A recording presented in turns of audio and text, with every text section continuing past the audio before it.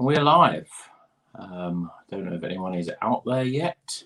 We'll just wait a few minutes. And hopefully we might get at least one person join us. Okay, we've got one person here looking. Hello, everyone. This is my first live stream. I don't know how many times I need to repeat this until people come in, but yeah, 1 year anniversary of the channel. So if you're watching this on record, then welcome everyone. And hopefully some people will come in and comment. Obviously today I'm going to be drinking, Danny Bloom, hello. Bill, hello. To work out how to, there we go. That's Danny Bloom, one of the subscribers. Good to see you. Bill, how do you do? And yeah, PGC, Coxie, how you doing, mate? Long time no see. So can you let everyone say that they can hear me all right, they can see me all right? No problems with the sound or anything like that, because I can't really, there's no real feedback from this side to know how it sounds. But as I said, I'm celebrating 1 year on YouTube. I think I've done 300 or so videos. I think it's probably more than that actually, but I don't know the exact number. I should have really worked that out. Today I'm going to be doing the Beer 52 Belgian box. So I've got all of the beers here. Certainly most of them. I've still got a few in the fridge, keep cold. I'm going to do the cans first, and then from the cans we'll move on to the bottles. Some people are saying, how are you going to do it? How long is it going to take? Well, I don't know. We'll just keep drinking them and see how we go. So yeah, Danny, yeah, lovely weather for it. Well, actually, it's really muggy here today. We've had not as much sun here in the northwest of England, so but it's really hot, and being sitting in a conservatory is probably not the best thing. So I'm building up a thirst. I think that's the best way, really, is to if it's nice and hot and I'm thirsty, I'll get through them no problem at all. Yeah, Coxie, you look alive and kicking. Yeah, well, I'm just about alive and kicking. I haven't even started a drink yet. I haven't had a drink yet. So let's crack one open. Anyone who's drank the Beer 52 out of the cans, any recommendations? If there's anyone who's already drank it, then let me know. Otherwise, I'll just pick one at random and see where we go from there. It's not grim up north. It's much better up north. You know, northerners are much nicer people than southerners, and it's just generally more better. It's cheaper up here as well. Beer's less than it. You know, I'm not going to London. You know, I remember we used to work in London all those years ago. You know, when you were there as well. Well, you probably still are there, aren't they? You know, you're paying £5 for a pint, and that's probably cheap. You know, you probably pay more than that in the city. So I'd rather go in a local pub and pay £3. So that's why it's not grim up north.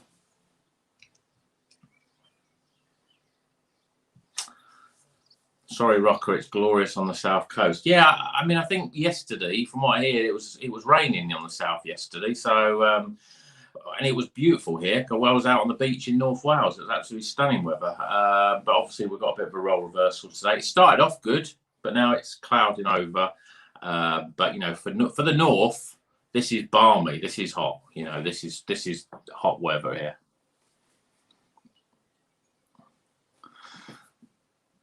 Crummy Beard, afternoon chat, how's things? Yeah, not too bad. Yeah, I watched some of your live stream last night. Yeah, it got a bit weird at the end. I dived in and out of it, and when I dived back in, there was all kinds of weird stuff going on. So I hope you've recovered and not too hangover. But anyway, let's get through these beers, and then I'll get through the comments. I'm going to start with. Has anyone said no? No one said anything. So I'm going to start with this one. This is the Kajvek IPA. It says dry hop with Azaka Galaxy and Sabro, 5.5%. I reckon this is like a proper craft beer because it's got some of my favourite hops in there. I do find that with Belgian beer, they can be a bit left field in terms of the craft beer that we're used to. But I think this one's going to be pretty good. I mean, yeah, it looks like my sort of thing. You know, New England style IPA. Looks pretty good in a glass. I'm not going to do all the reviewing that I normally do. I mean, as much as I pretty much do them live anyway, but you know, yeah, I mean, you can smell that sort of Kayvek, and the, you know, there's, you got the Sabro in there, so that's the pineapple coconut sort of aroma. It's pretty good. Cheers anyway. Hope everyone else is drinking as well. I'm not the only one. I know it's 5 o'clock, maybe a little early for some, but you know, it's 5 o'clock, it's beer o'clock. So cheers everyone. Thanks for joining me on the channel. I've got 14 on here now, so that's great.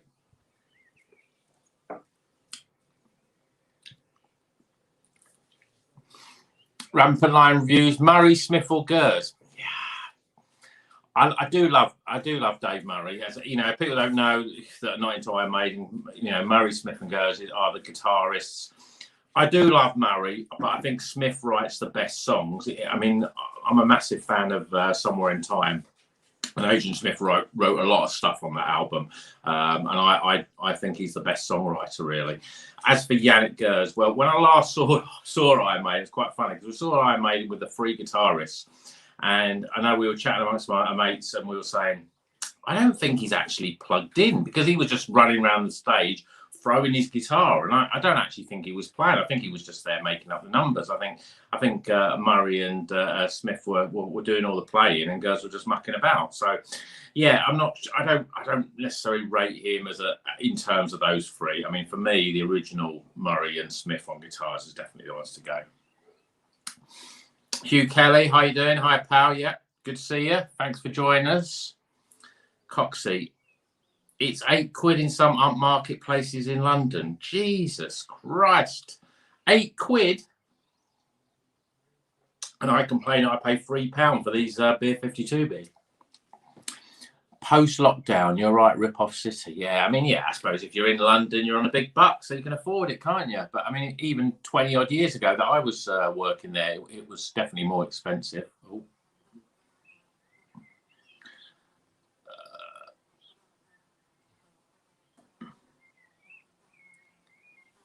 Whereabouts in the north are you? I'm in Chester, so in northwest. Yeah, just on the sort of border of North Wales. Nice colour. Yeah. I mean, pretty good colour. That. I mean, I sort of drank it through because I was that thirsty. Taste-wise,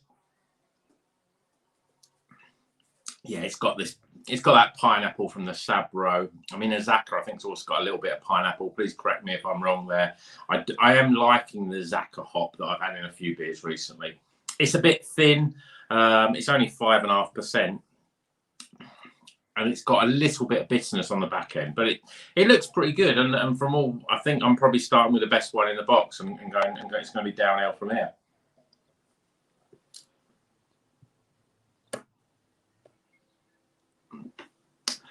Mark S, evening rocker, happy birthday, mate. No problem, thanks, Mark. Yeah, I did say to you that I wouldn't mention Spurs, but you know, come on, you Irons. Yeah, well, you know, it's very rare that West Ham finish above Spurs, so those small little victories, we've got to take them as, you know, as we can, really. Raggy's Beers and Wine, how you doing? Afternoon, congratulations. Thanks very much. There's your beers. Evening fella, congrats on your 1 year. If I'm looking at this, it's because I'm recording it on my phone. I've got the SteamYard up. I've never used it before, but the comments come in and I've got to press them, so I've got to keep reaching for the screen. I don't know if anyone knows how to use SteamYard, so I can be pressing the comments away from the actual phone that's doing the video. I don't know how to do it. I've searched it, but I couldn't really find anything. I don't know if that's a case, whether if I can re-log in. I know there's people that's done SteamYard. I know there's a lot of you YouTubers here. So if you let me know what you think on that. James, you're so lovely. Was hearing this your 1 year on white YouTube now. Congrats. Sea of Madness solo. Yeah, I mean, Sea of Madness. That's a great song. As I say, I love that album. I think it's a brilliant album. Somewhere in Time. It's got the best artwork. I don't think it gets that much love by Maiden fans, really. I don't know why. I think because there's a lot of synths on it, but they don't play many of those songs. I mean, I think songs like Wasted Years, obviously, but Stranger in a Strange Land, I think that's a really great song. I don't know if they've ever played that. I've heard that the song Caught Somewhere in Time, they played it once in their whole career, and that was probably on that tour. So they need to be playing a lot more from that album, in my opinion.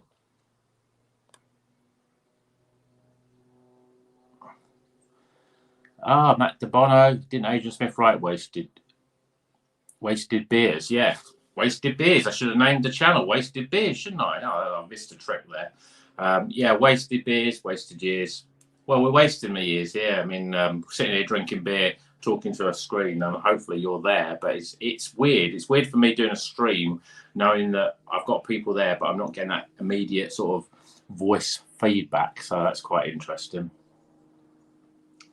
£6.50 for a pint in Newquay in April. £6.50 in Newquay. I mean, I haven't, since lockdown, I haven't really been to a pub. And I've got into craft beer since the beginning of lockdown. So, you know, even though this channel was a year old, I pretty much got into craft beer 2 months before I started the channel. So I'm still, you know, if you think that I don't know what I'm talking about, you're right, because I'm really new to it. So I used to drink in pubs, I just drink, you know, lager, the standard lager most of the time. So I haven't drank craft beer in a pub before, and I haven't been to any tap rooms yet. But I think that's the thing; it's going to be a bit of a shock. You get used to buying supermarket beers. You know, sometimes when I think I'm paying 4, 5, 6 quid for a can of beer from a bottle shop, it's expensive. But if you start going to pubs and you're paying £6.50 for a pint, you know, that seems pretty good value for me. Mark, I'm off. I did warn you. Yeah, sorry, mate. I've got quite a lot of Spurs subscribers on the channel. You know, it's some of my best friends are Spurs supporters, and they've taken the mickey out of me for years. And you know, just this one time, I'm sure next season you'll probably end up winning the league. You know, who are you going to get in? I mean, who's? I heard that Conte was going to be, and then they changed their mind on Conte. So, you know, who are they going to have? I mean, Sam Allardyce, I think he'd do a good job for you. I've said that to a lot of Everton fans as well, saying that Sam Allardyce would do a good job for them, but you know they're not taking that at all. You know, but he won the playoff final of West Ham, so he's a proven winner. But let me know who you think. Who you think is going to be the new manager of Spurs?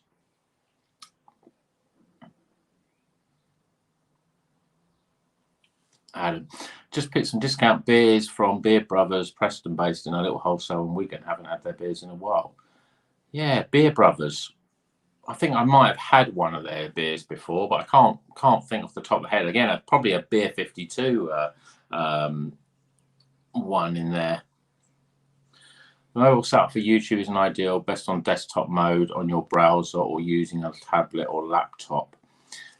Yeah, I mean, the problem I've got with my computer, even though I've got a laptop, is that the webcam on it is awful. It's really bad. I mean, I don't think many laptops come with decent webcams anyway these days. You've got to buy an external one. So it's probably something that I should really invest in. I mean, I use my phone just because it's got a really good camera, and actually it's a pretty good quality. So that's the main reason. So yeah, it's a bit fiddly.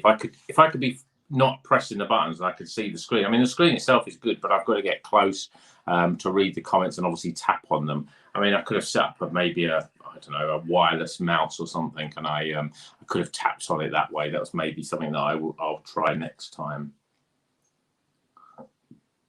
Yeah, for StreamYard. Rampant James, I enjoy a bit of Azaka as well. Tangerines and pineapple for me. Make sure you check out some of Blaze Bailey's solo stuff. He's a beast of a singer. I don't know. I don't know if Blaze Bailey. I heard something by him the other day actually, and he's got a new album out. But I'm not a massive fan of him. I mean, I say that I'm not a massive fan of him now. I think his voice has changed. But I was a massive fan before he joined Maiden of Wolfsbane. Their first album, Live Fast, Die Fast, that is an absolute superb album. The production on it is rubbish, but the songs are superb. Kathy Wilson, the little EP they did, that's a good album. That's like an EP that came after that. And then they did another album, I think. Can't remember what that one's called. Downfall. No, I'm not sure what that's called. It's been a long time since I've listened to them, but I did love that first Wolfbane album. Rick Rubin produced it, but I think he forgot. He must have been off his head or something, because the production, the drum sound on it is terrible. Really, is the worst drum sound I've heard on an album, I think. I don't know, James. Let me know. Do you like? Have you heard that first Wolfsbane album? I saw them. This is going back a long time.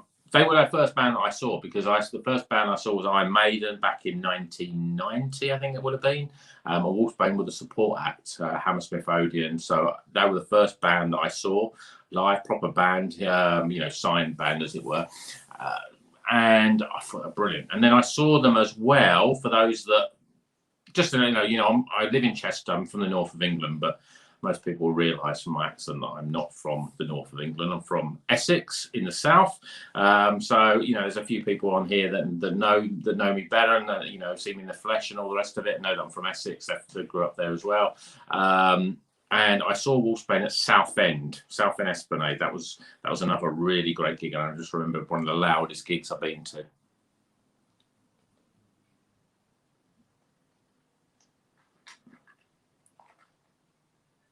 God, I've got to get through these comments. Hello, Mersey's 12 beat. Oh, 12, yeah, 16 now. Wow. David Thompson, Fat Sam, yeah, big smiles. David, what's your team? Let me know. Tell me you're not, if you're a Spurs fan as well. Yeah, I jest. There's no way that Big Sam is going to be your new manager, but I love to include it here. Try and sort out doing Thursday as well as Liverpool Craft Beer Expo. If you give us a shout next time on the right side of Mersey. Well, I'm doing that. I'm going to the Liverpool Craft Beer Expo on the Thursday evening, so it'll be brilliant if you're there. Yeah, maybe we should organise something on that, to meet up on that Thursday night. But I booked it too late, and all the day tickets will go on. Obviously, I would have wanted to go on a Saturday, but I'm doing the Thursday night as well. So hopefully see you there. Anyone else going to any beer festivals, then let us know. I hear the Cowden Beef manager is available. Who's the Cowden Beef manager? I think Spurs should wrap it up. That's brilliant. Yeah, they should just give it up, shouldn't they? I mean, they've got a fabulous stadium, but they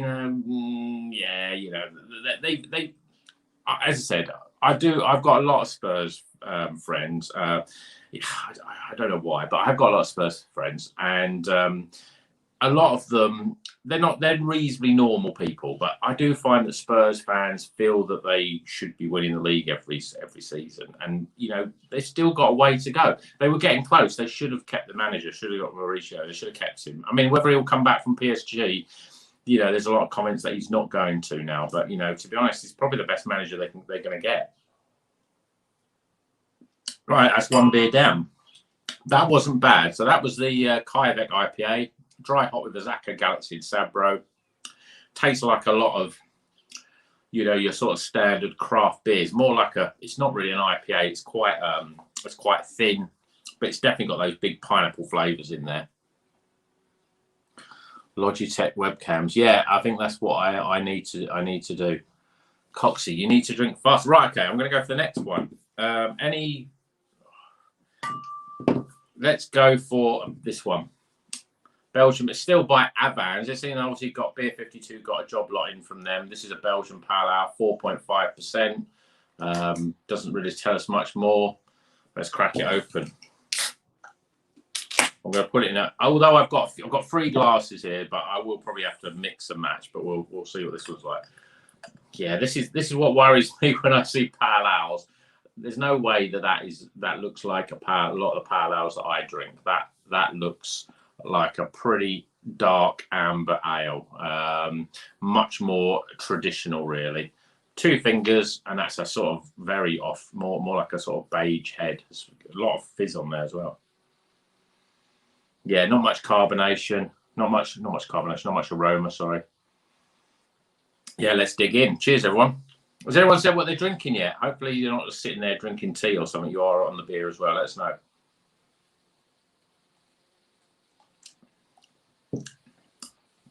Well, yeah, that's not.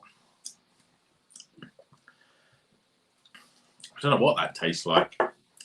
It's quite malty, very malty.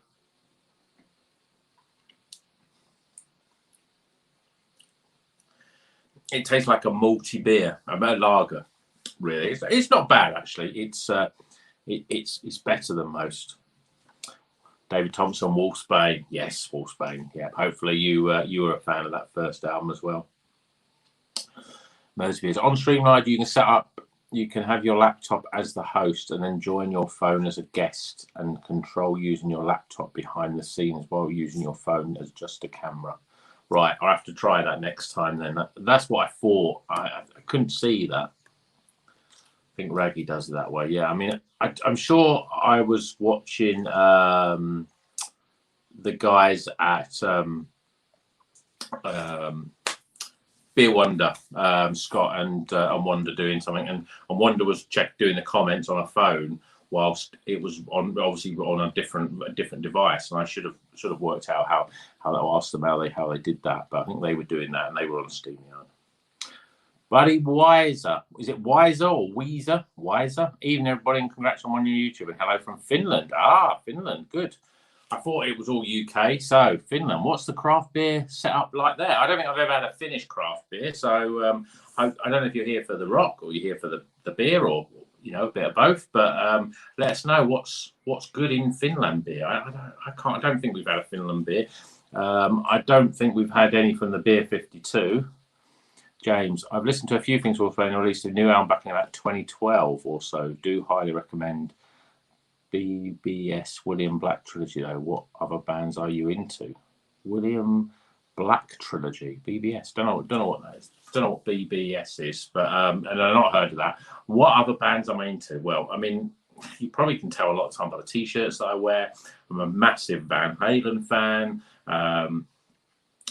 What else do I like? I like Scorpions, Wasp, very much that sort of late 80s or mid 80s, or pretty much the whole of the 80s hard rock scene. So those sort of hard rock bands like Scorpions, Wasp, Whitesnake, Dokken, they're probably my favourites in terms of that sort of era. The more newer stuff that I listen to now is probably more along the lines of prog rock, prog metal. So, bands like Dream Theater, and there's lots of obscure bands, Porcupine Tree, Stephen Wilson, the stuff that he does. I'm much more into that sort of stuff in terms of the new stuff. But, I still live in the 80s. Let's face it, it was a great era for music. In my opinion, I like pop music from the 80s, but I also am a big rock fan from the 80s as well. Window Beer Review. Hi, everyone. How you doing? Hi, Thomas. He's like and share. Oh, thanks. Yeah, if you want to like and share this to other people, let them know. Always happy to have new people come on the channel. Liverpool FC. So you're obviously based in the northwest as well. Well, no, I say that I've got friends that are down in Essex that support Liverpool. But Liverpool FC, they've had a jammy season, haven't they? I mean, I thought that they were going to finish out the top four. In fact, I thought at one point they were going to finish below us, and then they just had a great run, didn't they? They fluked it. They found their form at the right time. They had loads of injury problems, and I don't think their front players were really scoring the goals. So, yeah, I mean, good for you. I think, Jurgen Klopp's a brilliant manager, so I'm sure he can get the best out of them. And you've got a great team. Yeah, going Mersey Beers, Adam. Yeah, already going on Friday, just trying to do 2 nights. Yeah, well, if you're on the Thursday, yeah, give us, we'll sort something out. 17 minutes, 1 down. Oh, we've lost someone. Okay, I'm rubbing on.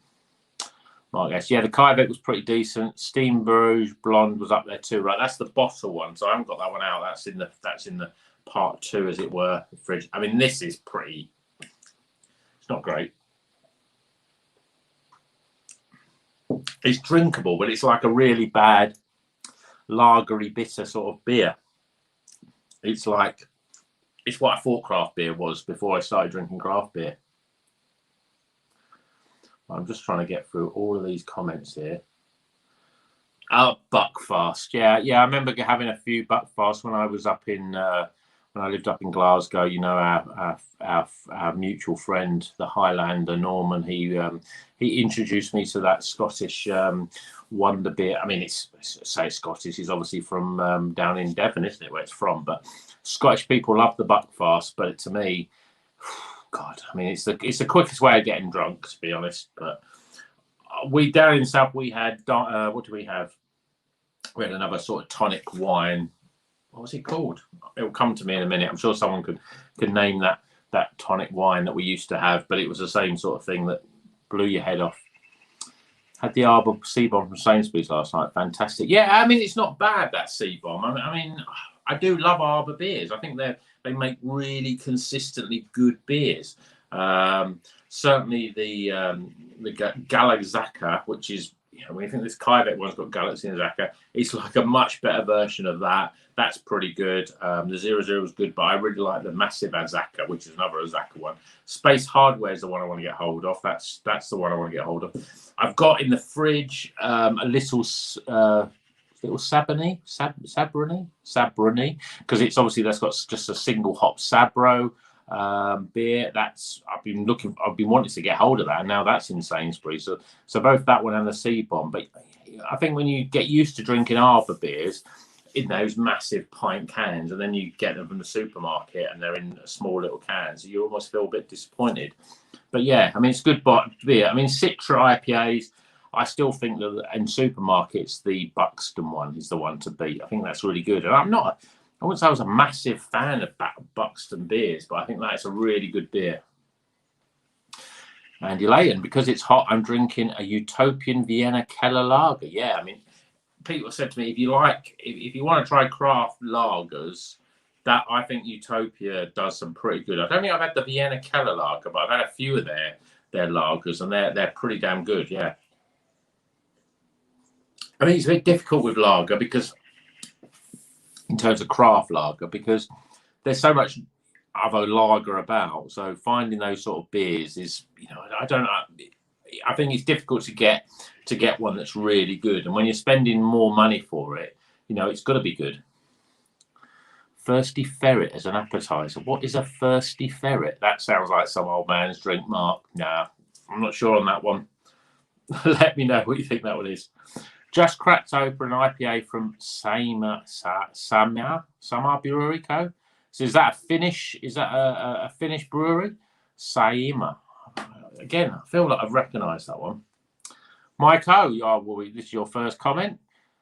Good brewing company, Warning Moon Black IPA. Black IPA, yeah, that's a sort of. I had one black IPA. I think it was in the Lidl Beer Festival in the summer, but I'm not sure if it was right because it was brown. It wasn't black at all. But yeah, it's one of those sort of styles that there's not many out there. And good brewing. I've had a few of their beers because my local bottle shop seems to get quite a lot of their beers in. I've had I think I've had a New England IPA from them. Yeah, pretty good. Daddy Bloom, I've got a Collison IPA from Unity Brewing. Had a pear Koppenberg earlier over ice. All right, okay. So yeah, cider. I mean, yeah, now we're getting in the summer. I usually drink more cider in the summer, but again, I find a lot of these ciders that you get in the supermarkets are a little bit too.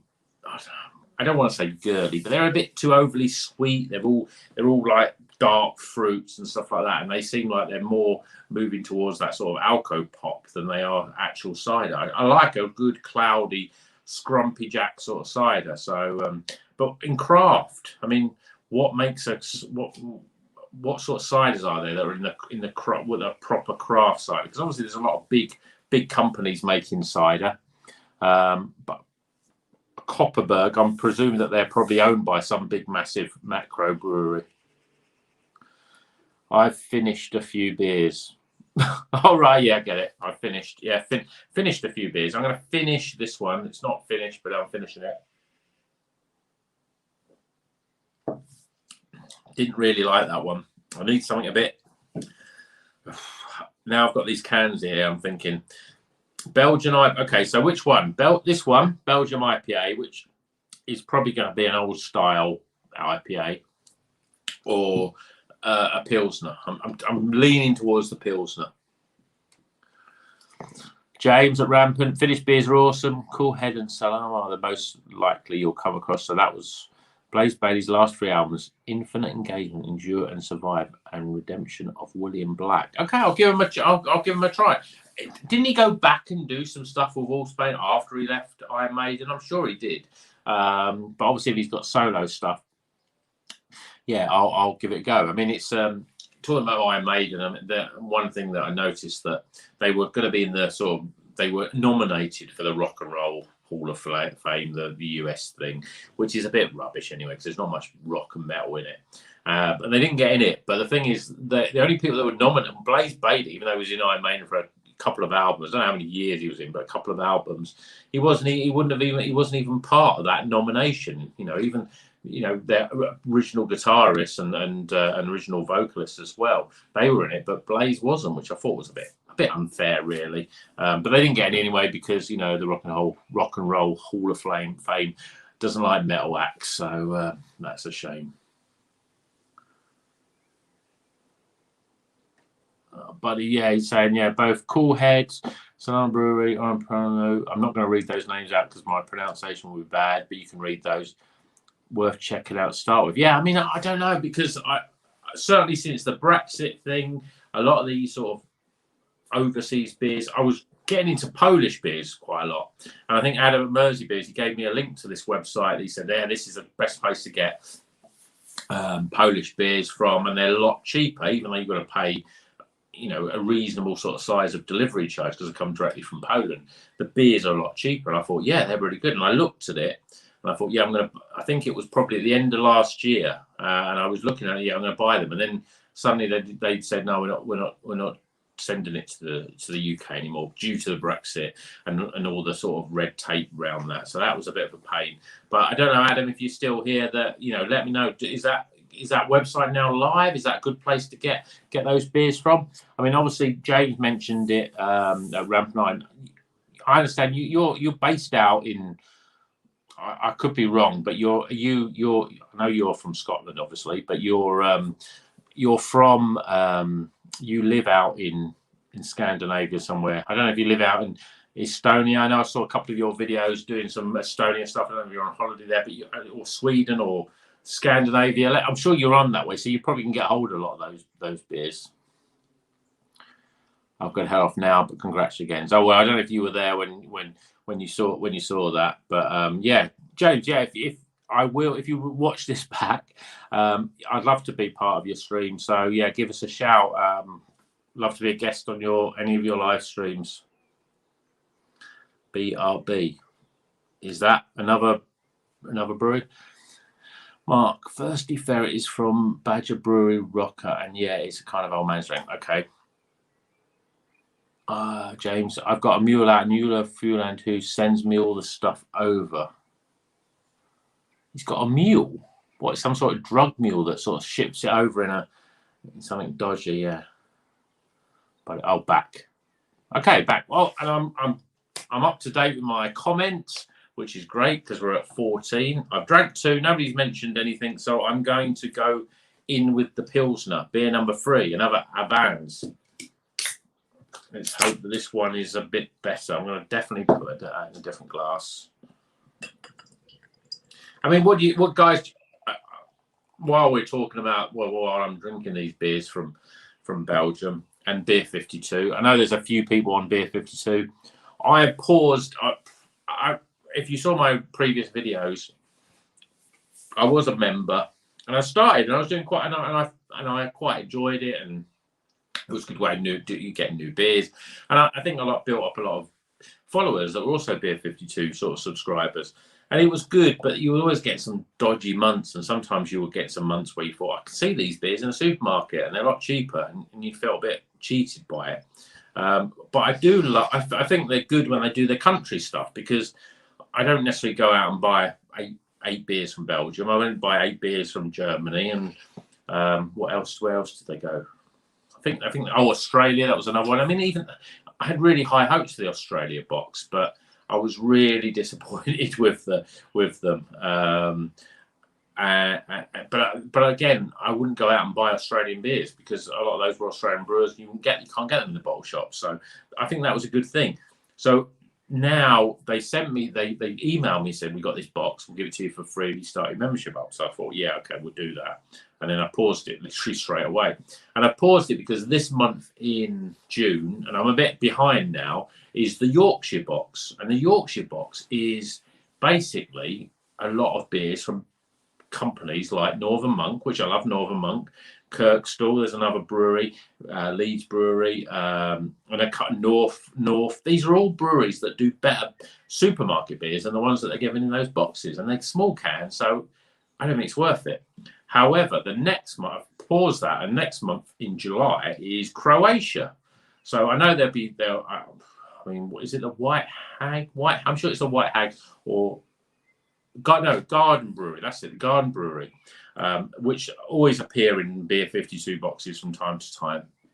But reasonably solid beers, and again, beers that you can't get in the supermarket. They're not readily available in box shops. And so I thought, yeah, I'm going to go for the Croatia box because I think it's exciting. You know, if you go abroad, go on holiday, places like, I've been to a lot of those sort of Eastern European countries. I've been in Estonia and Slovakia, Slovenia, all of those, a lot of those places, mainly on stag do's, but it's really interesting to drink the beer from those places. So Croatia, yeah, I'm going to give them a try. Right, I'm going to try this one now. This is obviously a Pilsner, 4.5%, just called Belgian Pilsner. So cheers.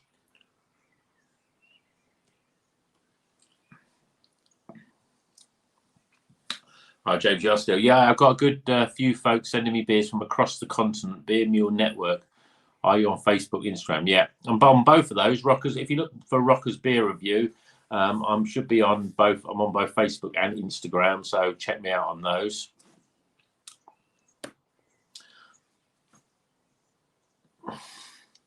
Elias Wild, love the t-shirt, Martin. No problem. How do you know my name? Yeah, I always find it weird that people. I don't really make a big deal out of my name. My name is Martin because people say I don't want to call you Rocker because it's weird. But it should be weird because I've got a lot of mates that call me Rocker now. Yeah, how do you know my name, Elias? Are you someone that sort of that somehow found out my name through some sort of weird stuff? I don't think I mentioned it in here, unless someone mentioned it on the comments. But yeah, my name is Martin, but you can call me Rocker or Martin, either of those. Love the t-shirt. Yeah, good. Another Iron Maiden fan. Good. N Burns, welcome to the live stream, Mr. N Burns. I presume you're a Mister. I know 99.7% of my audience are male, so I'm presuming there. Half the Australian beers were brewed in the UK. Oh, yeah. I don't want to hear that. You know, that's really annoys me. You know, I know that there was one by the Brixton Brewery, which I can't remember the name, but there was and that was one of the good ones, the Brixton Brewery. That I can't. What's the name? Can't remember the name. Someone's going to come up with that one, but that one I know obviously was the UK. But the other ones, there was Moondog. Yeah, I think it was Moondog. I thought they were proper Australian beers, but a lot of people said at the time that those beers that were there were like the Tiny Rebel stroke brew dogs of Australia, in that nobody who was into craft beer really drank them. They were just the sort of slightly crafty beers for the masses. I mean, when I was in Australia nearly 25 years ago, it was a long time ago, and I was there for a year and worked in Sydney and Perth and had an absolute fantastic time. And I drank mainly things like Harn Ice, Tooheys, Victoria Bitter, and all those sort of, you know, again, quite mainstream beers, but I don't think there was really a craft beer scene there. But yeah, I'm disappointed that half the Australian beers were brewed in the UK, because I'm sure there's some great beers out there in those places, but I would have thought getting beers from Australia through into the UK for Beer 52 that probably have to sell a lot of them is probably quite difficult and expensive. Last while, it's on your Instagram. Oh, well, there we go then. Well, I'm glad I've got someone on Instagram here. James, got your Insta. We'll drop you a message there next time as planned. Says Martin on there. Well, there we go. Well, there we go. I don't want to hide the fact that my name is Martin, but, you know, I prefer to be Rocker because it's a bit cooler, isn't it? Guitar Matt 191.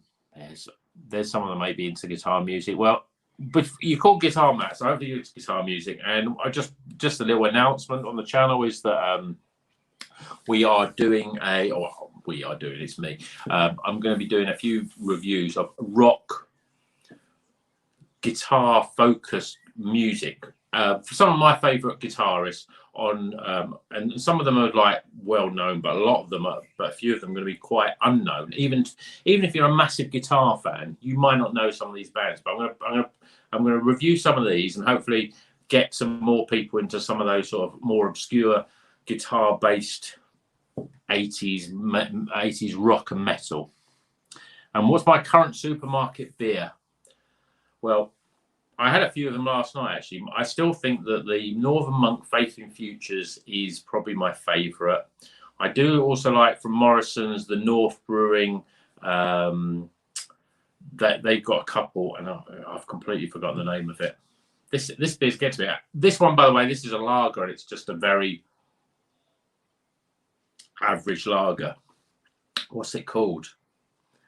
No, it'll come to me in a little while. But there's a beer that's from North Brewing in Morrison's that's pretty damn good.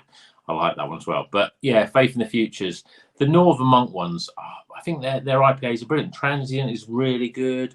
Scaffell is really good. I think they're the best supermarket beers.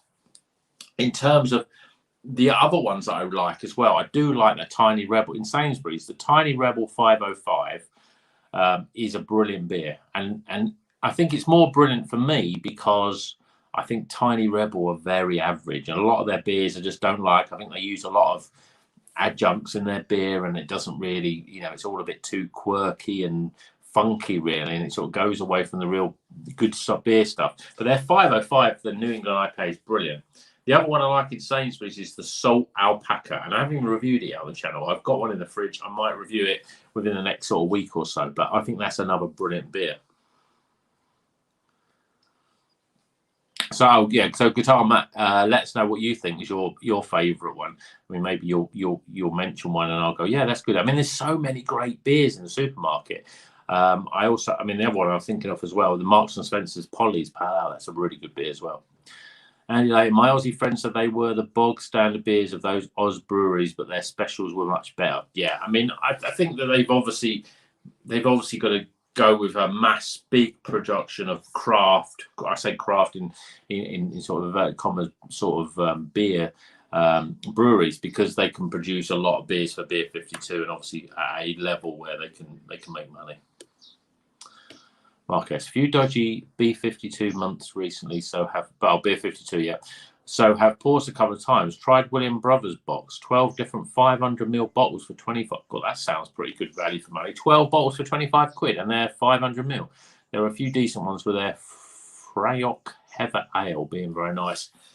Yeah, I mean, the only thing that makes me nervous of that is that they are going to be, ales. Are they going to be more traditional sort of ales, traditional IPAs, opposed to sort of the very craft?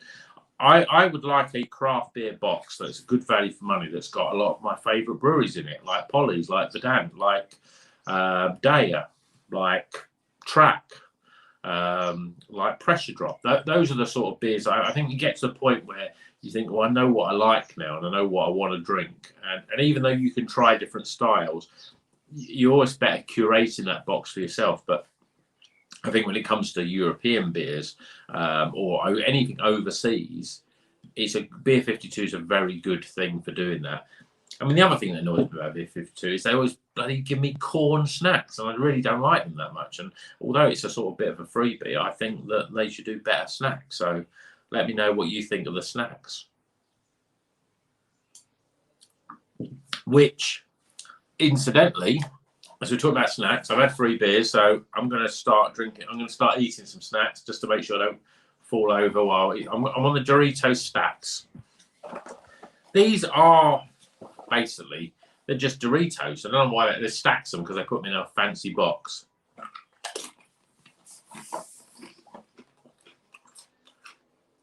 These are Mexican chili salsa. They're pretty good, but they're no different than Doritos you get in the packet. So the fact they're in a fancy box, I'm not sure what the deal is with that.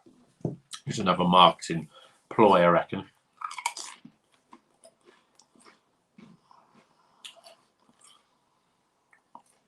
Guitar Bat.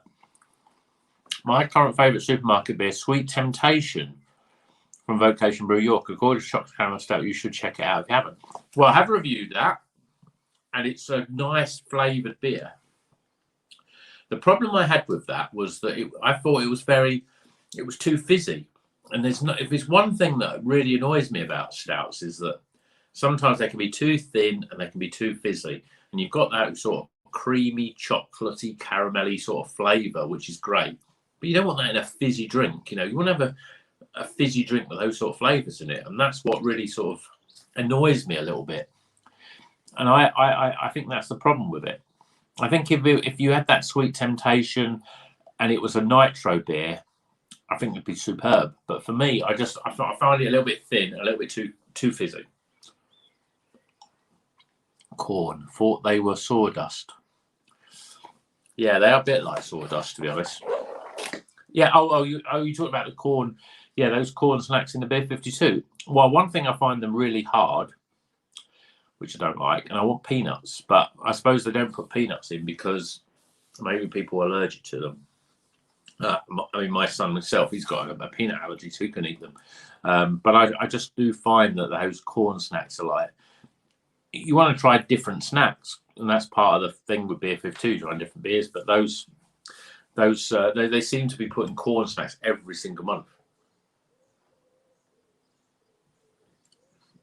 Right, I've necked that one now. That's 3 down, and we've got 4 or 5 to go. I'm going for the Belgium IPA because I'm a bit nervous of the other can that I've got out, which is the wit beer, orange peel and coriander, not 2 of my favourite things. So we try the IPA. I have a feeling this is going to be not like a normal IPA. Let's see what it's. Yeah, I mean, straight away, it's like a. That's not like an IPA. How does that look like an IPA?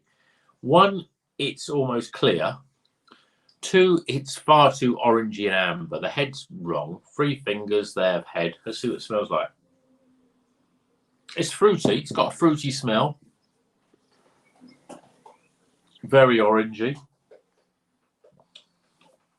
I don't think it's going to be that great. But cheers, everyone.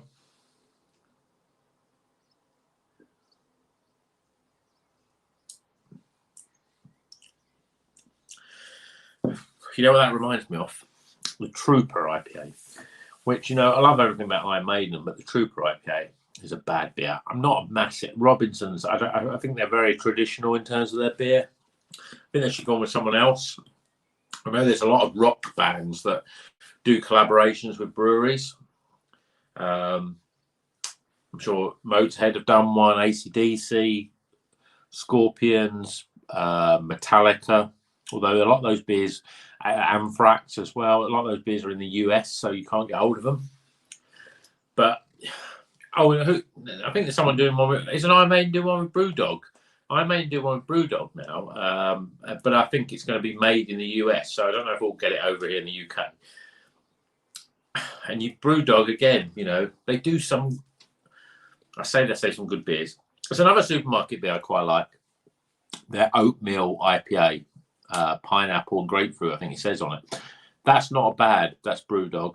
Hazy Jane, that's not too bad, but generally Brewdog beers, I'm not a massive fan. Punk IPA, I don't like that at all.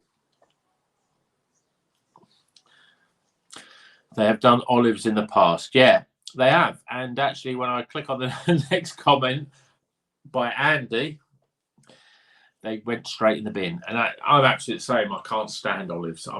There's not much food that I don't like. There's not much I don't like at all. But I don't like olives. Can't be done with them at all. So, yeah. I don't think they went in the bin. I think I gave them to the missus, and she ate them because she likes them. But, yeah, I mean, I'd rather have the corn snacks than olives, to be honest. Yeah, good shout, Andy. Yeah.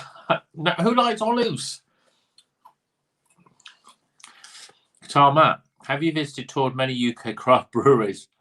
No, I haven't, because I can recommend visiting Wylam in Newcastle. They have a quality setup and their beers are amazing. Yeah, I don't think I've had any Wylam beers. I think I've heard the name, but yeah, I mean, as I said before, I started drinking craft beer pretty much a month or so before, or literally pretty much on the start of lockdown in April. Yeah, end of March, April, I started drinking craft beer. So I haven't been to any breweries. I mean, any tap rooms. I would like to go to Polly's, but they don't really have a setup. They don't have a tap room or anything like that. They're probably one of my local ones. But yeah, I should. And now things are moving back to normal. I will probably do that. I'm going to, well, if restrictions allow, I've got plans to go with a few friends. We're going to Bristol in August, just for a night out, basically. And there's lots of great places there. I've heard some really great. Obviously, Left-Handed Giant are there. Arbor Owls are there. I don't know if they've got a tap room, but Left-Handed Giant have got a bar that's pretty good, and it's quite close to the Premier Inn that I'm staying at. But there's there's a big craft scene there. I don't know if anyone here's watching that from Bristol or they've been to Bristol, but if you could recommend anything that's good. But that will probably be my first experience of going to a craft beer brewery, or at least tap room owned by a brewery. So yeah, I'm looking forward to that. So this beer is not great at all.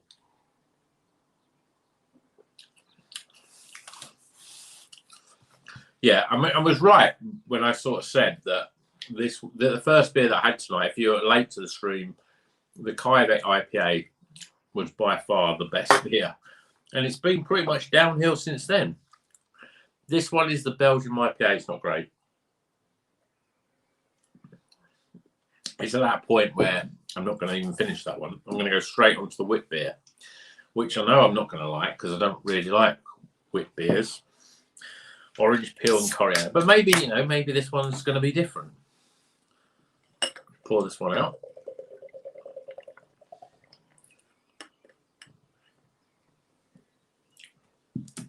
Well, it's a wit beer, but it's pretty clear. Looks like a lager. If you pour that out in front of me, I'll say, yeah, that's a lager or pilsner. Smells like a wit beer, which is not what I'm into. That sort of cloves, banana-y sort of aroma, excuse me. Yeah, not a big fan of that, but I'm going to try it. Cheers.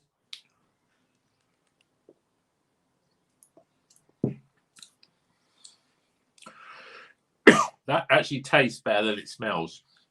It's really soft. It's got a really soft mouthfeel, that one. It's it looks like a lager. You think it's going to be fizzy, but it's pretty soft.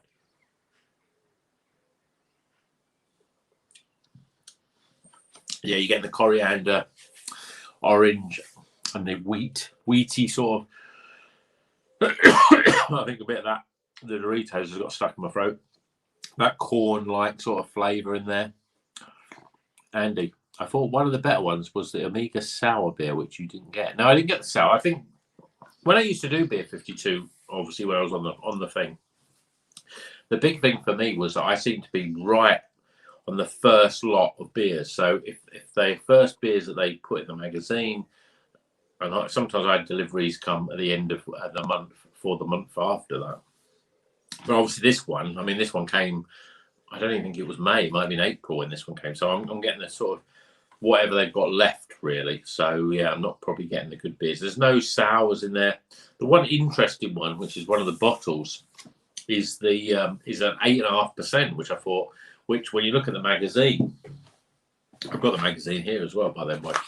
If you look at the magazine, the one of the beers that I've got is from the 12-pack upgrade, even though it's part of the 8-pack, and that's the Cornet Oat 8.5% blonde. So I've got that one. I've got that one to come, and people say that's a good one. We should have it last. Well, if it's 8.5%, I'm not surprised. This one isn't bad. I mean, it's drinkable. It's more drinkable than the Belgian IPA. It's soft. It's got that if you like wheat beer, I think you like it, but it's got that coriander, orange stuff. Right, I'm moving on to snacks. I'm going to sensations. I'm a big nut fan. So I'll tell you a story, because I don't know many people here probably don't know. Back in 2002, I decided to move to Spain. And the main reason to move to Spain was I was going to open a bar. And to cut a long story short, I didn't open the bar because the longer I was in Spain, and this was on Costa del Sol, just sort of Marbella, that sort of neck of the woods. The longer I was in Spain, I saw about 100 bars for sale. But the longer I was there, more bar owners that I spoke to, they said, don't do it. It's a mugs game. Don't do it. Because it's in the summer, you're busy. I mean, you don't get any enjoyment out of the lifestyle, you know, because you're working all the time. And in the winter, you might be lucky if you get 1 or 2 people walk through your door. So you become an alcoholic because you're sitting there surrounded by beer and spirits. And so you think, oh, I might just have a little beer here and a beer there. And then before you know it, you're sort of drinking 12 pints a day every day. So that was a reason. But the one thing that I was a big believer of, and this was due to the previous 2 years before that, I'd done quite a lot of traveling and overseas traveling. And what I found was that the best bars were the ones that served you really salty peanuts at the bar for free. You know, they just put a little bowl of peanuts in front of you on your little table, or literally whether you're on your own or whatever. And with those spicy peanuts, you'd eat them and think, this is a great bar, and get free peanuts. But of course, you'd stay there because the peanuts would be really salty and they'd make you really thirsty. And so you'd just keep drinking beer. And before you know it, you'd drink 3 or 4 beers when you might have only gone in for 1. And that was literally our marketing strategy. We'd open a bar, we'd serve nuts for free, and everyone would drink more beer than they wanted to because it was really salty. So, but I'm a massive fan of nuts. And I'm going on a little bit there. So there's a little bit of insight into my previous life that never really happened. I don't know, would you, anyone out there own a bar, would like to own a bar? We're all here because we like beer.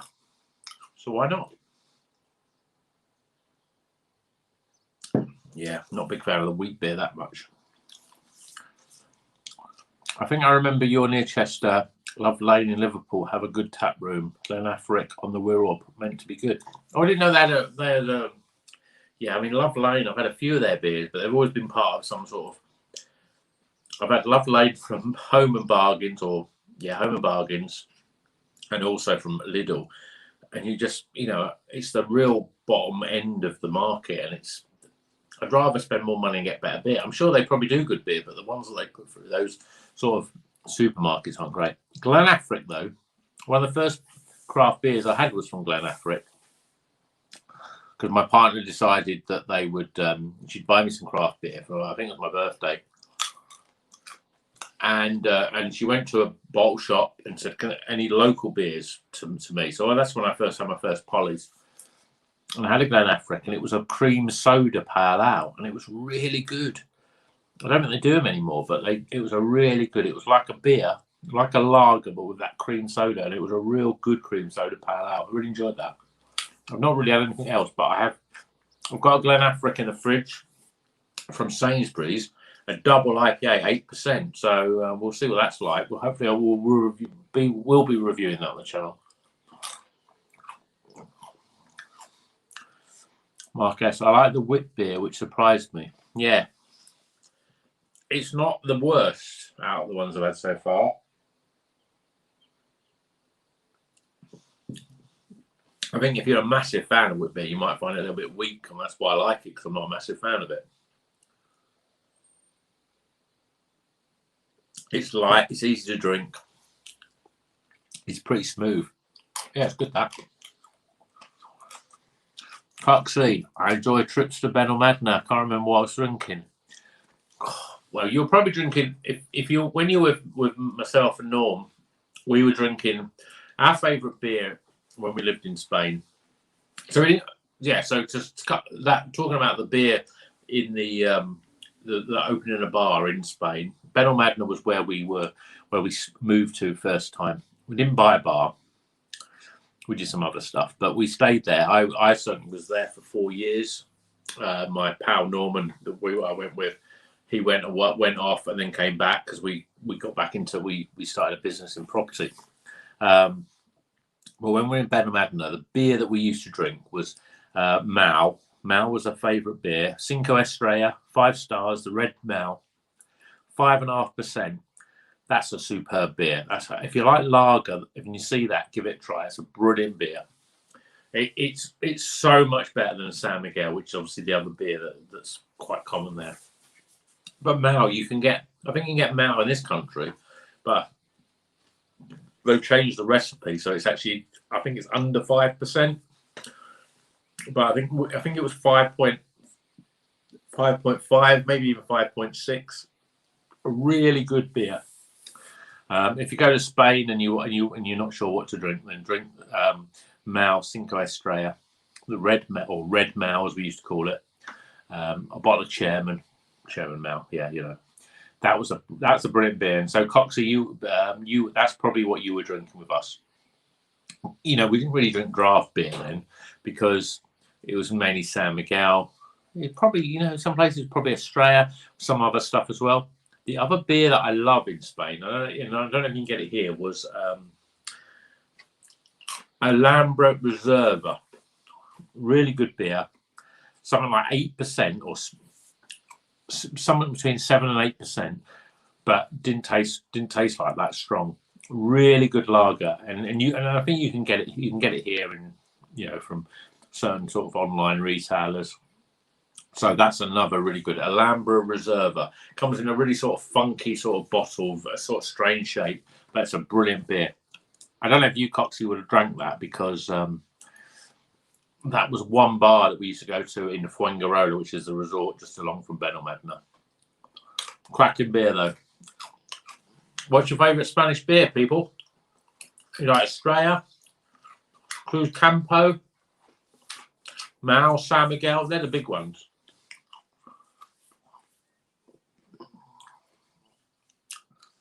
Tom, any thoughts on Cloudwater going into Tesco? Going back 3 to 4 years ago, they were rated as one of the world's best breweries, but I wonder if their reputation could be damaged. Yeah. I thought that their beers were average. I had all four: the Pale Ale, the Session, the Double Dry Hop Pale, and the IPA.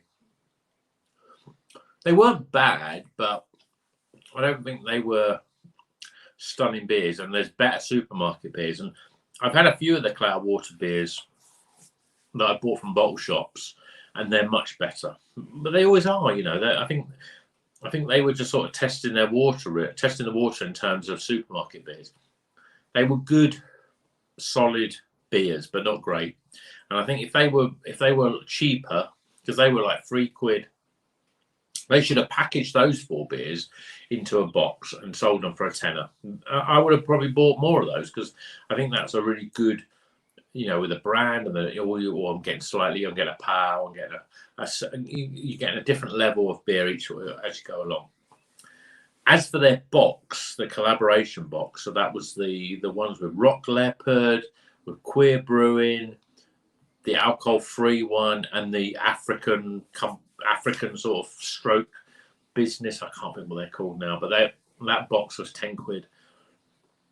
It was different, and I'm glad I've tried it. And I think anyone will be glad they've tried it. But the first thing was that don't put an alcohol-free beer in with 6% IPAs, because if you're into 6% IPAs, you'll probably not want an alcohol-free beer. And if you're into alcohol-free beer, you're not going to want the 6% ones. So I think that was wrong. And the Queer Brewing one, the Citra IPA that they did, I thought was really good. And I'd buy that on its own, but I wouldn't buy it with the other ones because I think the alcohol-free one was horrible. It was like some sort of Turkish Delight, alco poppy, sort of very watery sort of beer. And the other two, the Rock Leopard one that was a mosaic, that was all right, but not great. And the other one by the African themed brewery, I can't think of what the name was. I don't think that was great either. So have they ruined? I don't think they ruined their reputation, because if you're into Cloudwater beers, you'll buy them directly from Cloudwater or from a bottle shop. If you're not into Cloudwater, then you wouldn't know the brand, so you would just buy them anyway. I don't think people wouldn't think it. I don't think their can art was necessarily like really enticing or anything like that. So I don't think their reputation would be damaged, because I think, and of course the other thing with them was that everyone who's into craft beer, and you know, you guys that watch YouTube videos and people like me doing YouTube will probably say, yeah, well, we know Cloudwater, but actually these beers are brewed by Brewdog up in Scotland, where Brewdog are. So we're not expecting them to be a proper Cloudwater beer that's made in Manchester. So I don't think the reputation has changed, but I think that the experiment they didn't probably carry off, and I'll be surprised if we'll see a new lot of Cloudwater beers.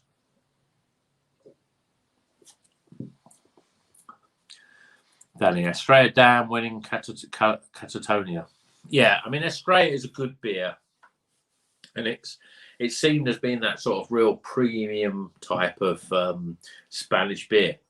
I don't think it's the best though. I think there's better. Can't go wrong with San Miguel and the Sun. Well, the thing is, I think the San Miguel you get here is quite different than the San Miguel you get over in Spain. And in Spain, it's stronger, and it's a little bit. It's very sort of like you drink it, and it's like really dries your throat out. I mean, Mal Cinco Estrella is the same. You drink it, and you want that. If you get a nice ice cold one, you think, oh yeah, this is great beer. But you drink it. By the time you get to the bottom of it, you think, oh, it's really drying my throat out. I'm really thirsty now. What shall I have? Another beer? I don't know if that's on purpose. I think Spanish beers are good, but whether they're the best sort of continental lager, I don't know. Eco, yeah, that's it. Eco was the other one. So what was that? That was a Simcoe. I don't know. I find it weird. Simcoe's a weird sort of hop. On its own, it's a bit weird. It's used a lot with others, more sort of brighter hops like your Citra, Mosaic. But on its own, it was weird. But then if you go through my reviews I had a Verdant Safety Flares, and I think it was a Pale Ale. It's one of my highest rated beers.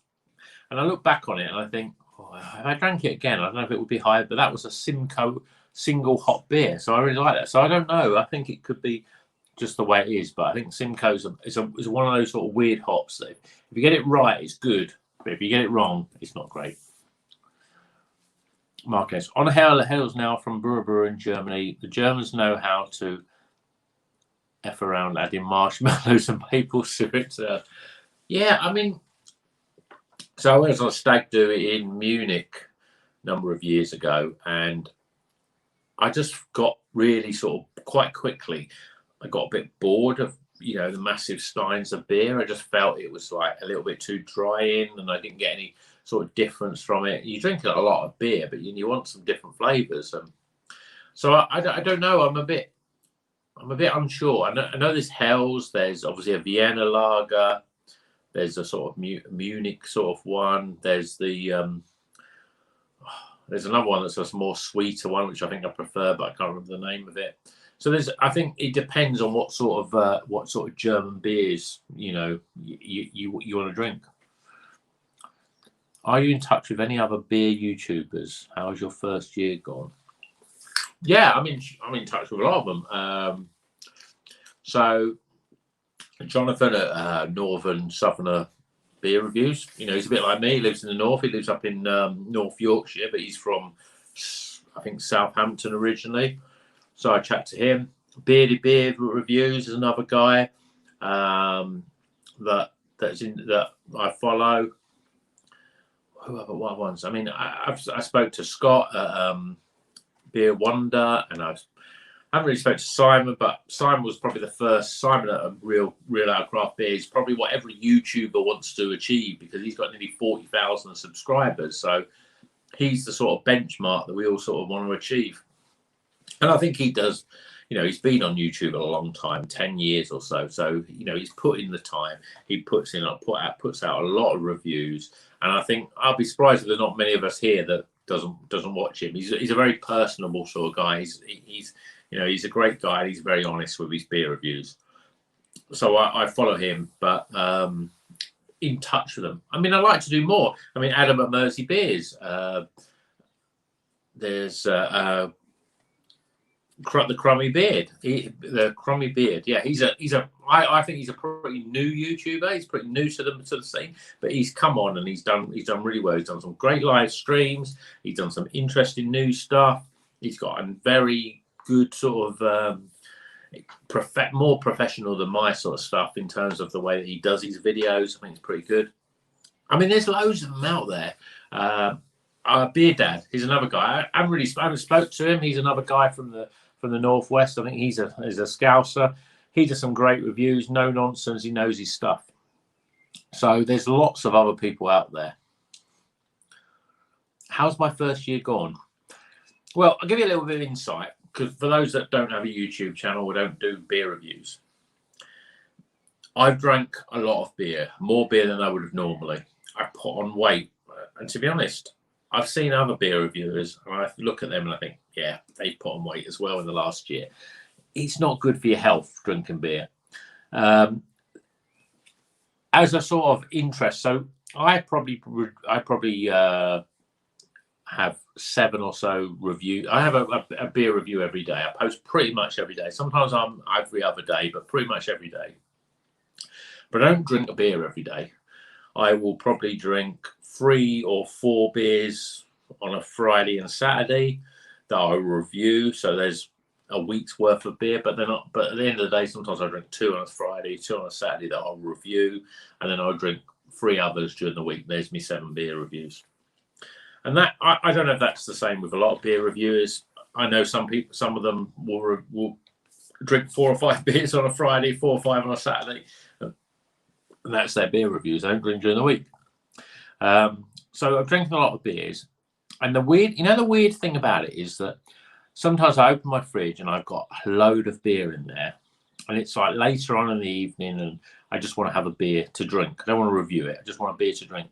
I open the fridge and there's like loads of beer in there, and I think, oh, there's no beer to drink, because I know that all those beers I've got in there for reviews. So I do put in the supermarket ones, and I do buy them just so I think, right, I've got a beer that I can drink, and I don't feel like I have to review it. But there's a lot. I think there are a lot of things with a beer reviewer is that you feel that you're drinking. Every single beer that you drink is a different beer. There's very rarely many beers. So people say, oh, what's your favourite supermarket beer? There's a few supermarket beers, but there's not many bottle shops or beers that I will buy more than one off, because you drink it, review it. Yeah, this is great beer, but then there's so many more new ones and you want to review them. So that's been the weird thing about being a YouTube reviewer, is the fact that you're drinking new beers all the time, and you think, if I wasn't a YouTube reviewer, I'd probably buy a lot of these beers again, but there's so many new ones. You're going to keep drinking different ones. Marquez, Danny Bloom, totally agrees. Sam Mig is my go-to lager on a hot day. Well, if you've looked at my channel, and one of my big reviews has been the Lidl Pilsner 1537. I say it's 15. I think it's 1537 project. You can buy 4 of those for £2.50. That is my go-to lager on a hot day. I think that's a brilliant beer. Every time I drink it, I think this is still a really good lager. You know, it's one of my favourite lagers, and I've made a big deal out of it on YouTube before. It's a brilliant beer. So go out, and there's not many Aldi beers that I'm a massive fan of, but that 1537 project, it could be 1539. I forget what the name of it is. Silver cans. £2.50. I think it's £2.49 for 4 cans. I think that's brilliant. Danny, what's your favourite style of beer, Rocker? Well, do you not watch the channel all the time? Everyone knows that I'm a massive fan of New England IPAs. That's my favourite style. I'm not a massive fan of West Coast type of beers. I like pale ales. I like New England pale ales, but I like any pale ales. I like lagers, and I have the occasional stout, but I'm not a massive fan. But New England IPAs, I could, if I wasn't a reviewer if I didn't do reviews on YouTube, I would be drinking New England IPAs all the time, because I just love them. I think they're brilliant. I think they're a style that I never really knew, but I love that. I don't like a lot of bitterness. I like it soft. I like pineapple, mango, and all those sort of flavors. You know, I'm a big fan of New England IPAs.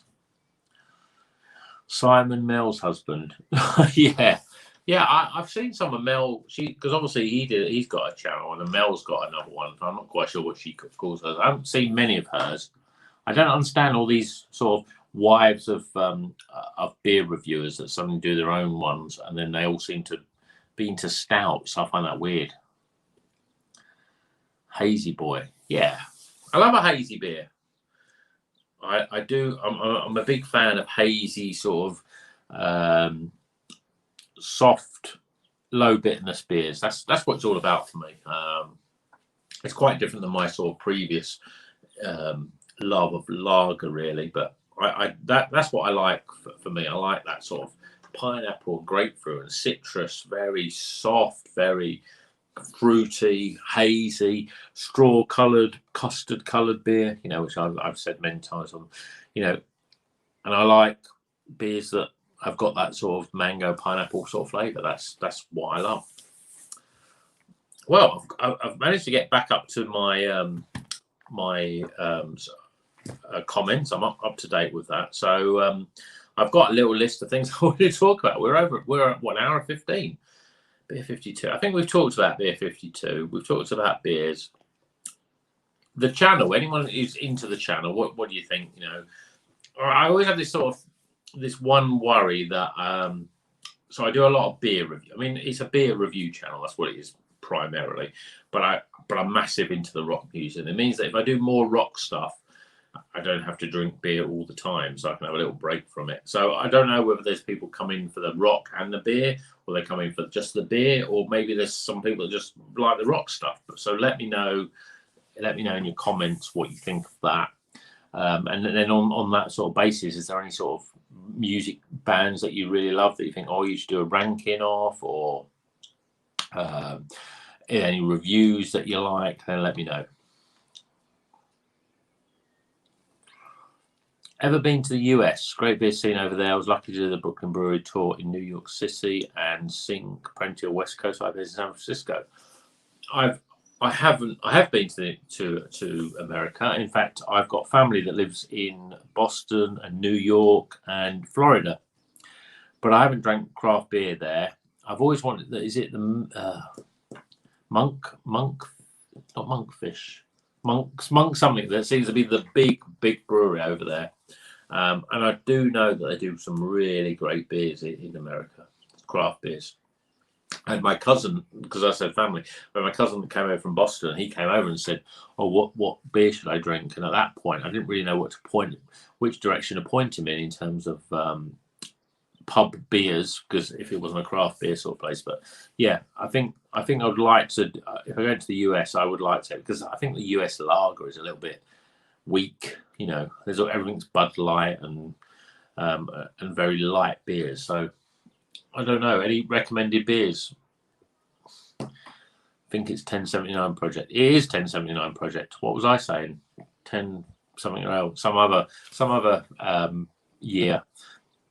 Yeah, I mean, I've had 5 of these beers, so yeah, it's 1079 Project. So if you like lager and you want something a bit different, and you want something that's sweet, a bit sweeter, a bit more body to it, then that 1079 Project is great. Dutch Beer Geek, cheers. Yeah, you've been the first comment on here, so you obviously hopefully just joined us. Mark S. Motorhead. Yeah, I mean, I don't think I'm a massive fan of Motorhead. I'm like a lot of metalheads that like Ace of Spades and Bomber and those sort of songs, but I don't think I've ever been a fan of any of their albums. I mean, they've probably got bloody hundreds of albums. I haven't seen them live. Obviously, I won't ever see them live now. Lemmy's not with us anymore.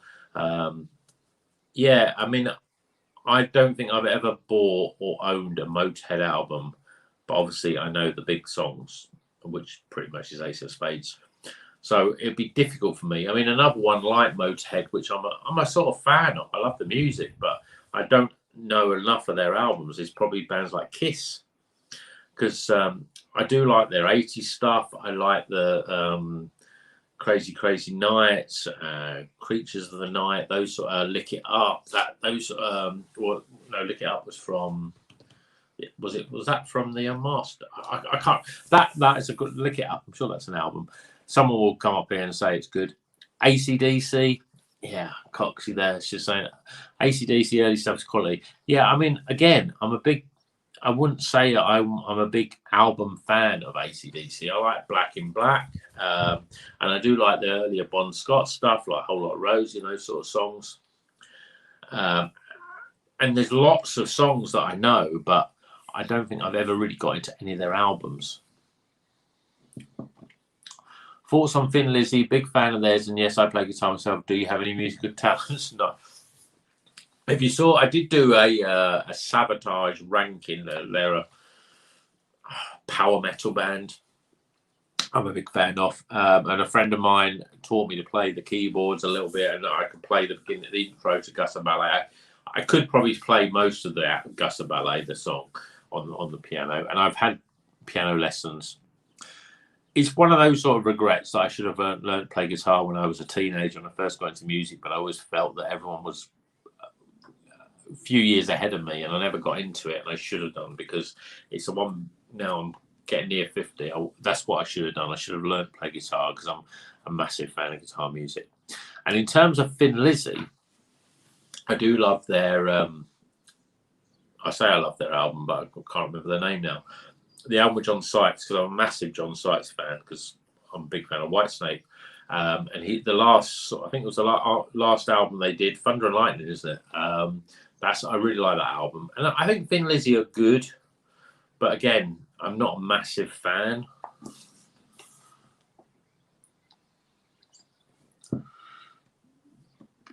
Jamie Moore, 2 for 8. Yeah, I'm in Chester, northwest England, just on the border of Wales, if you're not aware of that. Lemmy will be disappointed. Yeah, I'm sure he would be disappointed, but I'm sure he wouldn't really give 2 fucks about it. Yeah, I mean, I always remember when I think of Motorhead, I always think of my way back when I was like a teenager, and my history teacher. For anyone that remembers, that's from my school here that's still watching, Mr. Suggett, he was a big Motorhead fan, and he always said, yeah, my ears bled when I went to a Motorhead. And everyone says whoever went to a Motorhead concert was the loudest concert they ever went to. You were nice. A live stream, been a sub since low 90s. Good, your channel is great. Oh, low 90s, not the 1990s, but when I was in the low 90s. Oh, that's good. I'm glad to see that you're still with us and you haven't left. I do find my subscribers go up, and then suddenly they go down. So you wonder what have I done wrong? So everyone leave. Coxie, Thin Lizzy, love them. Well, you are from Ireland, so I would have expected you love them, but you're probably into the lots of other, Irish bands. I mean, I do. Gary Moore, was he with Thin Lizzy? But I do like Gary Moore. I think he's a brilliant guitarist. I like a lot of his solo stuff. Amorphis. Amorphis. I think you mentioned them to me. Are they the sort of Greek or something prog metal band? Yeah, let us know, Andy, because I'm sure I remember you saying about them, or someone said about them on my channel, and it was one of those bands that I did listen to them at the time, but never really gave them much. I'm gonna Amorphis, or Morophis.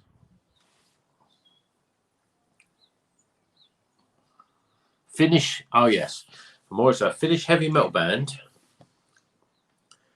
Initially a death metal band.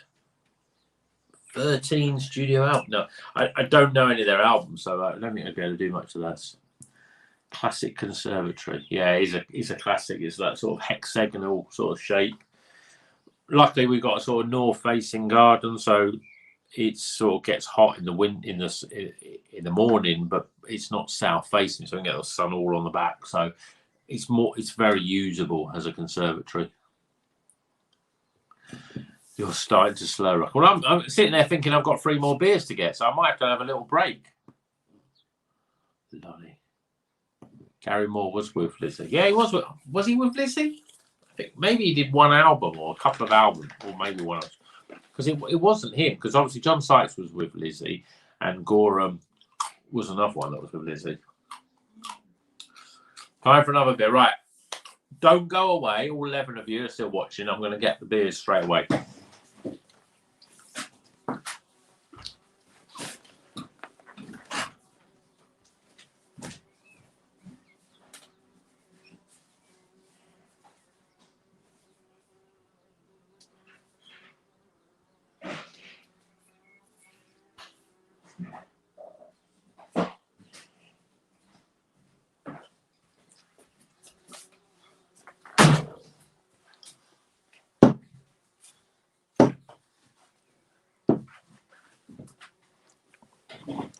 Yeah, I'm back. Wasn't far to go. Time for another beer. Right, okay. This one. This was the one that everyone said wasn't too bad, so I'm going to drink this. This is the Stein Bruges Blonde Belgian beer. What's the percentage of this? 6.5. Yeah, I think these are the stronger ones, even though someone said I'm slurring my words. So there's a lot of that blonde. It's quite dark. Knobhead pour, 4 fingers. Clear as you like. Smells like a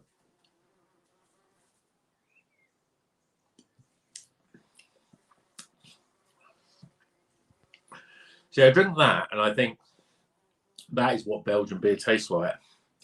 Has that real sort of bready, sort of wheaty sort of taste. So I've had, you know, beers like the Vow and those sort of beers, the more mainstream stuff or the strong stuff. Again, I'm not a massive fan. I've got some friends that said, "Oh, we go to Belgium every year. Let's go over." But I'm a little bit nervous because I find Belgian beers a little bit samey. And when I drink that, that to me is a Belgian beer. It's nice. It's smooth. It's full of flavour, but has that sort of wheaty breadiness that is not really my big fan of. No, that was another band. Amorphous will finish. Right, okay. I need to check them out. Ever heard of the Tedeschi Trucks band? I've seen them twice. May not be your thing, but Derek Trucks is a great guitar player. No, I admit, I think I've got quite a lot of knowledge on rock music, but I've never heard of them. What sort of stuff do they play? Are they sort of hard rock? Are they sort of something different? I mean, yeah, hard rock's a bit of a big thing, but give me a slight band the more mainstream band I may have heard of. Lizzie went through loads of Axemen. Yeah, they did, didn't they? Gorham and the other. There was Gorham and another guy that was the sort of consistent. I can't remember the other guy's name. And then Sykes played with them. Gary Moore played with them, and then he did. Obviously, Phil Lynott played with Gary Moore on. I think it was Out on the Fields, wasn't it? But that was Gary Moore solo stuff. A lot of the Scandi metals move styles just like Opeth originally. Yeah, I mean, if you're into sort of, I wouldn't say I'm a massive Scandinavian. I'm a massive fan of Pain of Salvation. I mean, every one of their albums is different. They didn't really start off as a sort of death metal, but Opeth obviously did, and then they've sort of developed into something a little bit almost like a 70s sort of style. I like their mid-period Opeth, but their newer stuff I'm not a massive fan of, and their early stuff's too a bit too death metal. A lot of, you know, that sort of Cookie Monster, what I call Cookie Monster sort of vocals. I'm a big fan of Anathema. They're a Liverpool band who decided in lockdown that they were just going to disband and not do anymore. They started off as a sort of pretty much a doom death metal band, but then they sort of progressed, is a good word, into a more progressive rock band, basically. These reviews. Thanks for joining us. These reviews. Congrats, Mans, on your 1 year. Well, thank you. Well, hopefully this is not the end of my 1 year. I've got 2 more beers. I did have in my mind that I would drink these 8 beers over a 2-hour period, and we're up to 1.5 hours. So I reckon we're pretty close to that. It still feels weird that I'm sitting here talking to myself. Okay, I've got you guys there.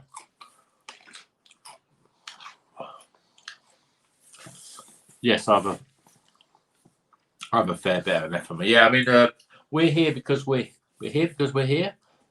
That's what got me into it, and for me, it's their favourite album.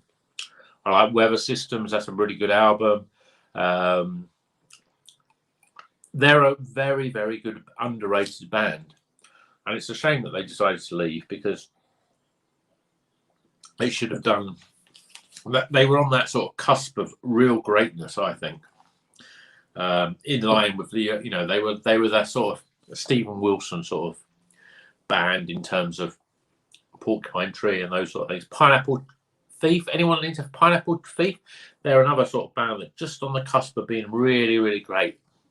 They do very sort of progressive but a little bit commercial sort of music, which people should be listening to. Tedeschi Trucks are an American 13-piece band who play a mix of rock, blues, soul, and jazz. Derek Trucks had a stint back in Eric Clapton when he was younger. They were more down the blues route. Yeah. I'm not massive into those blues bands. I mean, I quite like, as a guitarist, Joey Bonamassa. Yeah, you know what I'm talking about. He's he's a brilliant guitarist as well. Into that sort of more bluesy sort of stuff. But yeah, I like my guitars a bit more shreddy, a little bit more sort of stuff. More metal really. Yes, Amplifier as well. Yeah, I mean, I quite liked Amplifier. They did a double album, didn't they? Oh, it's going back a bit, and I haven't listened to it for a while. And I can't remember what it's called, Octopus or something like that. Yeah, that I'd Amplify that. I think they're another Northwest sort of band. Are they still going? I don't know. Let us know, Andy. Right, I'm tucking into a few of these nuts. We've got 10, so I'm losing people as my words are slurring. I'm losing people on the channel. I'm just having a quick look at my notes. What else I wanted to discuss with you all?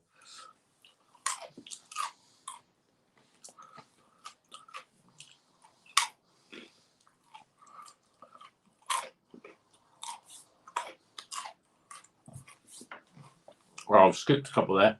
Yes, Amplifier as well. Manchester, and yes, Octopus. Yeah, it was Octopus. If you like Joe Bonamassa, have you come across Joanne Shaw Taylor? Might be more your taste. No, I've not heard of her. I've heard a few. There's a few female sort of guitarists that were shredding. Is it someone Lloyd? And there was someone I saw last night on Gary Barlow's thing. Yeah, I'm sorry, I'm a big fan of Gary Barlow, but it was on telly last night. There was a female guitarist on there, and I'd seen her on YouTube before. She's pretty good because she plays band. She's done some Van Halen, Guns N' Roses stuff. A lot of talented guitarists out there. Stick with Rocket, having a great time. Yeah, I'm having a great time too. Cheers.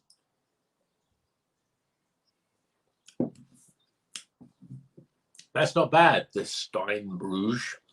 It's very a traditional Belgium blonde beer. I've just realised, though, that I've got two left.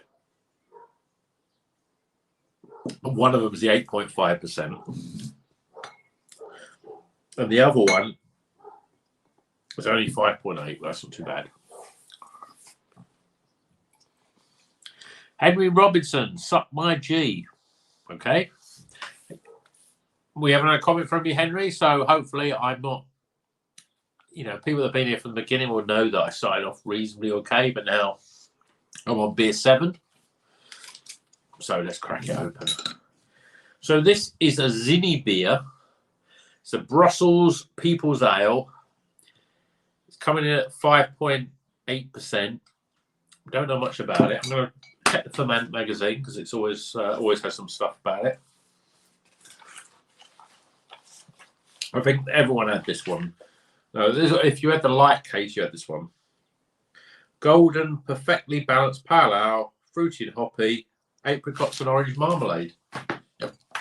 I'll be the judge of that. Apricots.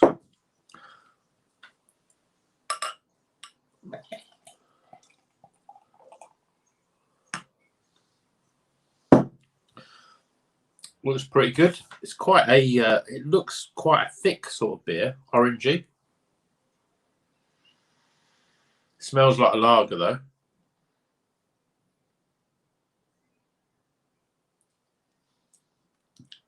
Oh, that's really bitter.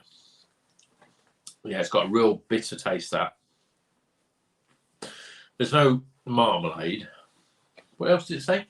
Apricot. Doesn't taste that fruity. It tastes very malty. Yeah, and really bitter. It's not bad though. It's got quite soft flavour. It's not too bad. Okay, it's on some Aldi stuff now. Buckhorn Stateside. Oh my god, it's not too bad. That's the sort of £1.09 stuff. Yeah, Stateside IPA. A few of the beers from Aldi, the more fruity ones by Brothers and stuff like that. I know they do a peach one, peach pale ale, and they do another. Well, I think they do strawberry lagers and all kinds of weird stuff. But some of those Brothers ones were quite good. And they used to do Innocent Gun had a couple, but they're not there anymore. They were quite good. There's a mango one and a passion fruit. They're quite good. And I say they're quite good. I haven't done them for a while, but when I started drinking craft beer, they were the ones that got me into it. So they're not too bad, them beers. Do you prefer the Northwest to where you're originally from? Positives, negatives of each?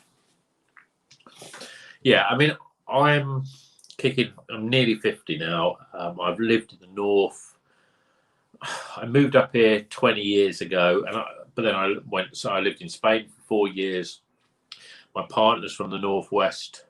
My kids are Northwestian in terms of, like, people say to me, oh, your kids sound like Scousers. I don't think they do, but they're definitely Northerners. I mean, I love the South in the fact that I grew up there. So my best friends are still people from the South, and a lot of them still live either in the sort of outskirts of London or in Essex itself. I've still got some really good friends that I've known for all my life that still live in the town that I grew up in. But I think I've become an adopted Northerner in that I like the Northern. I've become more Northern in terms of my outlook. I get annoyed by the fact that the world, the country seems to be run by London and everyone in there. And the southeast is all very sort of located. Everything seems to be what's the South doing, and there's this real big North. I think the North-South divide is bigger than it's ever been. But I think it's not necessarily a North-South. I think it's a London and South-East against the rest of the UK. So I can see there being people going, oh, we should split. We should be the Wales. We should be the North. The North should have its own government and all that sort of stuff. I'm not going to talk about too much about politics, but I like the Northwest, apart from it's wet and it's cold. Because in the South, I just remember it in my youth being much warmer and nicer, and just generally the weather being better. Saying that I'm a hay fever sufferer, and my hay fever in the South was a lot worse than it was here in the North. So that's the thing. So it's cheaper in the North. I couldn't ever. People say to me, "Oh, would you ever move back to the South?" I couldn't, because I'd have to move from my reasonably sized sort of 4-bed house, and if I moved to the South, I'd have to live in a flat for the money that I'd get for it. That's the big thing, you get more for your money up here. I think just people are generally nicer, and I like a bit more space and country, but I think that's just because I'm older now. That's what I like. So there we go. There's what do I prefer from the Northwest? The positives are it's cheaper, the people are nicer, and there's more countryside. The negatives are all my friends, my best friends. I have a lot of acquaintances in the Northwest, but my key friends still live down in the South. But we'll get older and we have kids and all the rest of it, and so I'm quite happy to see them 1 or 2 times a year. I miss them, but I know if I was living down in the South, I wouldn't see them anywhere near as much anyway. So that's what I think of that. So hope that helps. Andy, I've moved on to Green Devil T90. What the hell is that? Green Devil T90? Is T90 a hop? What is that? I really liked the Zinniber. Zinniber. Is that? Oh yeah, that's the Zinniber I'm on now. That's this one. It's not bad. I mean, the thing is with this one, it's quite smooth. It's got a really good mouthfeel. I mean, I talk about mouthfeel a lot on the channel, but It doesn't taste fizzy. It's soft. It's smooth. It just goes down really well. It's a load of flavour in it, really a lot of flavour. But there is a little bit of bitterness to it. It's one of those sort of beers that is very, when I drink it, I think, yeah, that's traditionally Belgian type of beer.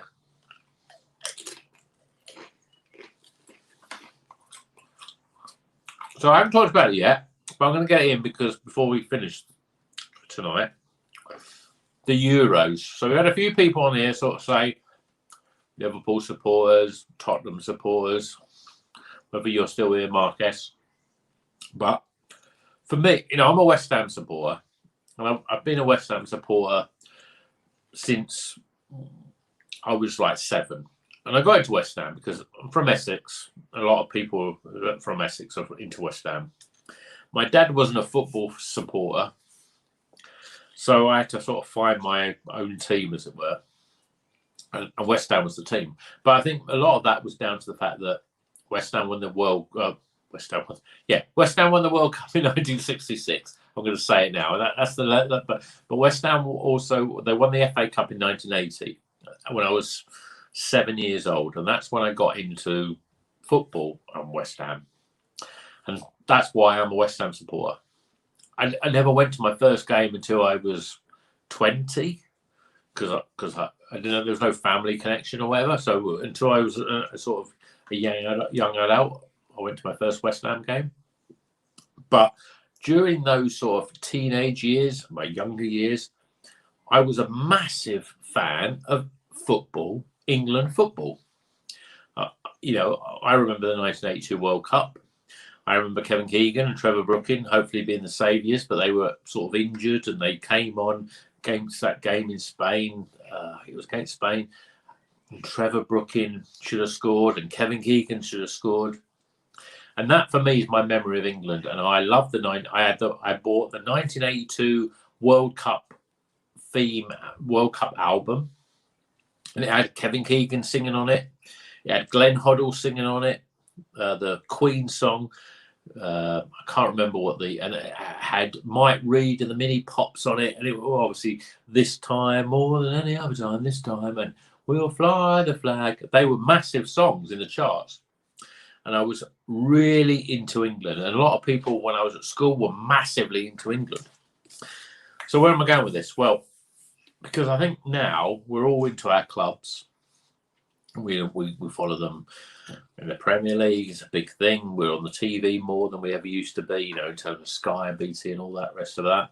And we want to get to Europe, and we want to be promoted. And it's all about the club football. It's all about that. But we've got a big tournament coming up, and we always think about it as being it's quite good. But I think there's a lot of football fans that follow Premier League sides that are not into England, and I want to know why not. So let me know in the old comments. I'm going to go through these. Andy's saying Oakham Ales IPA using citrus T90, but used for bitterness as well as fruitiness, unfiltered but not hazy enough for soft enough, juice enough for you to guess. Well, I like Citra, and the T90 is quite good. I don't know enough about Oakham Ales. Brad, I think you've just joined us, so apologies if I'm slurring because we're on beer 7. I'm all right. Coxie, I'm glad to see you're still here, Coxie. Yeah, obviously we'll talk about Ireland as well. We'll talk about them in a minute. West Ham will get a footballing lesson on the 24th of July. Yeah, so I know Coxie. He's a friend. He's more of a friend, PGC, but he's followed the channel from the beginning, and I haven't seen him for probably about 20 years or thereabouts, 15 maybe. He's a Celtic fan, and West Ham playing Celtic. But, come on. What happened to Celtic this year? They're not the same, are they? How did you let Rangers smash you up this year? Hey, mine, any barbecues? Well, actually, I'm having a barbecue tomorrow with a family. I haven't thought about recording it or anything, but we will be having a barbecue tomorrow. I'm glad to see Mark S is still here. My mum and dad kept taking me to West Ham when I was a kid. That's why I support Spurs. Yeah, I mean, I just about remember the 85-86 season. And I've got a little bit of a chip on my shoulder about that, because that was, if there's anyone who's still watching as a West Ham fan, 85-86 was the season that West Ham should have won the old First Division. We didn't. We sort of messed it up at the end, but we were absolutely brilliant. We had McAvenny and Cottee as our strikers, and it was great. But we didn't. And we finished third, but we didn't get to Europe because we were banned from Europe at that point, and we should have been in Europe. And maybe we could have been something else, but Marcus, where are you from? Are you from Essex, or are you from Kent or something like that? Because if your mum and dad took you there, you must be from Essex. Bench, lol. I'll be there. I mentioned your beer dad's beer reviews. A lot of Prem sides don't like seeing their players get injured on it. No, we don't like, because I think if Declan Rice didn't get injured when playing for England, we might have been competing for the top four. Beer Dad's, if you don't know Beer Dad's beer review, please follow him, because he does great beer reviews. I'm a big fan of him. No nonsense. He does a lot of his reviews at the weekends, which I love, because I know that he's drinking the beers and he gets slightly drunker every time every time he goes, and he just big double and triple IPAs. I've watched all your videos. Good stuff, Dave. McAvenny was a great player. He was a brilliant player. What was his catchphrase? Where's the birds? That was it. That's a terrible Scottish accent. Yeah, he was one of those real characters, and he was a brilliant player, and a great and obviously PGC Coxey. He will remember them when he played for Celtic. Brilliant Scottish player, and he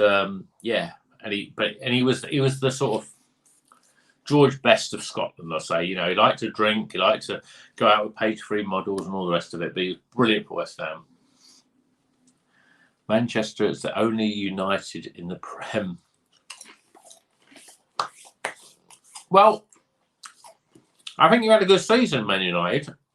And every time you looked like you were going to get rid of Solskjaer, he suddenly won some games.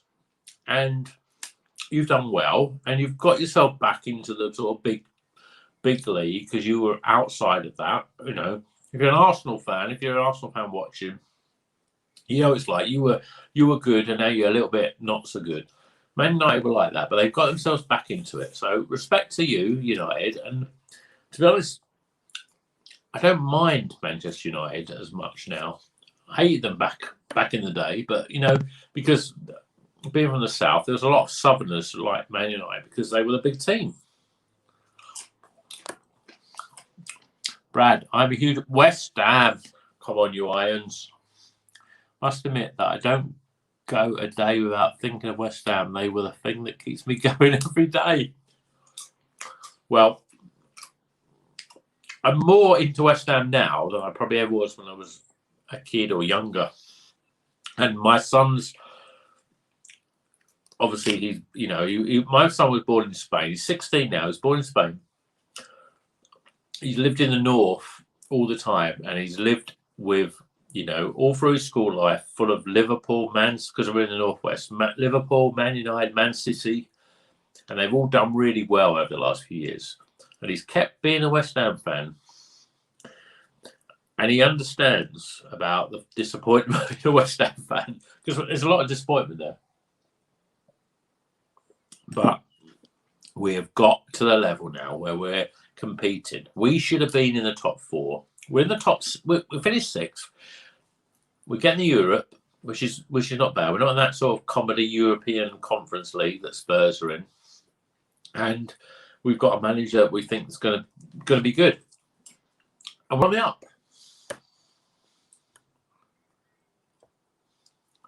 Who do you fancy to win the Euros? I've heard good things about Italy, but Belgium or France? Well, you know, the obvious choice are I don't even know what Germany are like these days. I don't know enough about European football because I haven't really followed it. And Spain, you know, my son said, I sort of wrote some note. I thought I'm going to mention Spain because I lived there. My son was born there and all the rest of it. And he said, "Oh, Spain are nothing because they've got Ramos and not even in the side." But I just think it's difficult to really sort of know what's going on in Europe. I mean, on paper, you'd say Belgium, because you always say Belgium because they're brilliant. They've got so many great players. And I suppose France have as well. But England have as well. But it's whether we bottle it or not, which we generally do. We've got a lot of young players in our side, which it's got to be good. But I don't know. I worry that the fact that as a team, our players don't really care about playing for England anymore. It's not the all be all and end all anymore. So if you go through, I mean, and if you go through the team, I don't even know what our first 11 is. I really don't. Do you have any pets? Do that like beer if you have any? Yeah, I have a pet. I've got a dog, Bailey. He's a Vizsla, which is he's a white-haired Vizsla and a Labrador cross, black dog. He's still a puppy because he's under 2. I haven't given him beer because everyone says that my kids say don't give him beer because it's poisonous for dogs. France looks seriously strong. Varane, Kante, Pogba, Benzema, Griezmann. Yeah,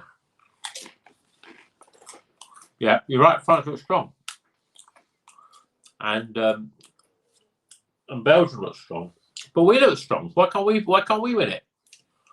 I mean, I look at Scotland, and they've been doing well recently under another ex-West Ham assistant manager. I think Scotland have. I don't think we've got a chance because we're in our group. I think we do well, but when we come up to any good side, and we played a lot of average sides before that, we'll struggle. Marquez, I was brought up in Ilford. Oh, right, okay, proper West Ham territory. Thankfully, I moved to North London as soon as I could. We're funny because a lot of my friends that are Spurs supporters are actually from Kent. Who would know? You know, if you're in Kent or Essex, then you're either West Ham, you're Arsenal, you're Tottenham. Brad, oh, sorry, Rocker, I've got to go. Kidney stone kicking in. Well, that sounds worrying. I'm literally on to my last beer now. The plan was 2 hours for this stream. And I'm on the big one now.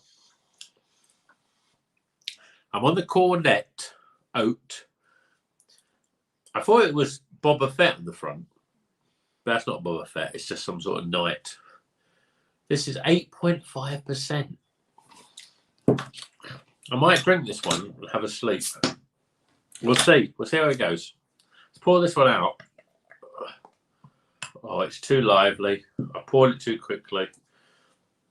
15 fingers of white soapy head and 1 finger of very yellow. I'm going to wait for that to calm down.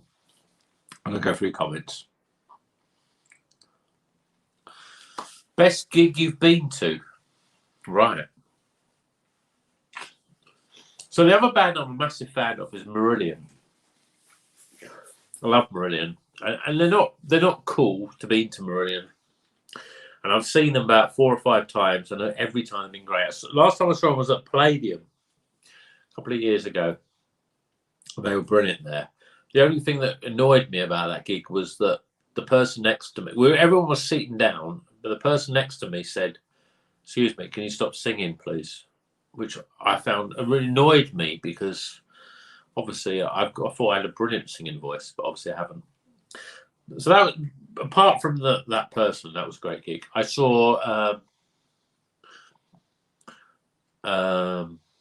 Steve Hackett, ex Genesis, played the Royal Albert Hall, and he was playing Genesis songs. That was a brilliant gig. That was up there with my best gig. Who else have I seen? I mean, I've seen so many good bands. I saw Chickenfoot at the Brixton Academy. Chickenfoot, Joe Satriani, Sammy Hagar, Van Halen, Michael Anthony, and it wasn't the guy from Chili Peppers because he couldn't make it. It was the other guy, Arnold, on drums. But that was a brilliant gig as well. I saw Brad at in some small venue in North London once, and I was a big fan of Brad. If you've seen my channel, you know that I'm a big fan of Brad and Satchel. They had the guy from Pearl Jam play with them. I mean, it's difficult. I tell you what my best gig it was. Well, it's in a band that I love. I saw Scorpions in 2008 in Manchester at the Apollo Manchester with my good friend Adam, that I've known since I was about a week old, because our parents were in the same maternity. Our mums were in the same paternity ward. He was born 6 days later than I was. And we went to see Scorpions. First time I've seen Scorpions, and I was a big fan for a long time. And if you see a band that's got a huge back catalogue, you know you're going to go there and you're going to be disappointed because you know there's going to be songs that they're not going to play and you're going to get really disappointed. But I saw the Scorpions then in 2008. They played 4 or 5 songs off the new album at the time, which was Humanity. But they literally played their greatest hits. They didn't play Wind of Change, which, you know, if you're a Scorpions fan, you're not really, not into Wind of Change necessarily. But they literally played. They've got an album called The Best of Rockers and Ballads. They played that. They played the ideal set list for me, and so I would say that was probably my best gig because they played this. Any band that's got huge back catalogue, and even when I saw Pearl Jam and Iron Maiden, you always think, I want them to play certain songs, they don't play them. And even though they played lots of other great songs, you're disappointed by them. But when I walked away from the Scorpions, they were great, even though the Scorpions, most of the Scorpions are in their late 60s, early 70s, but they were brilliant, absolutely brilliant. And I still think that's my best gig. Excuse me, I'm going to blow my nose now.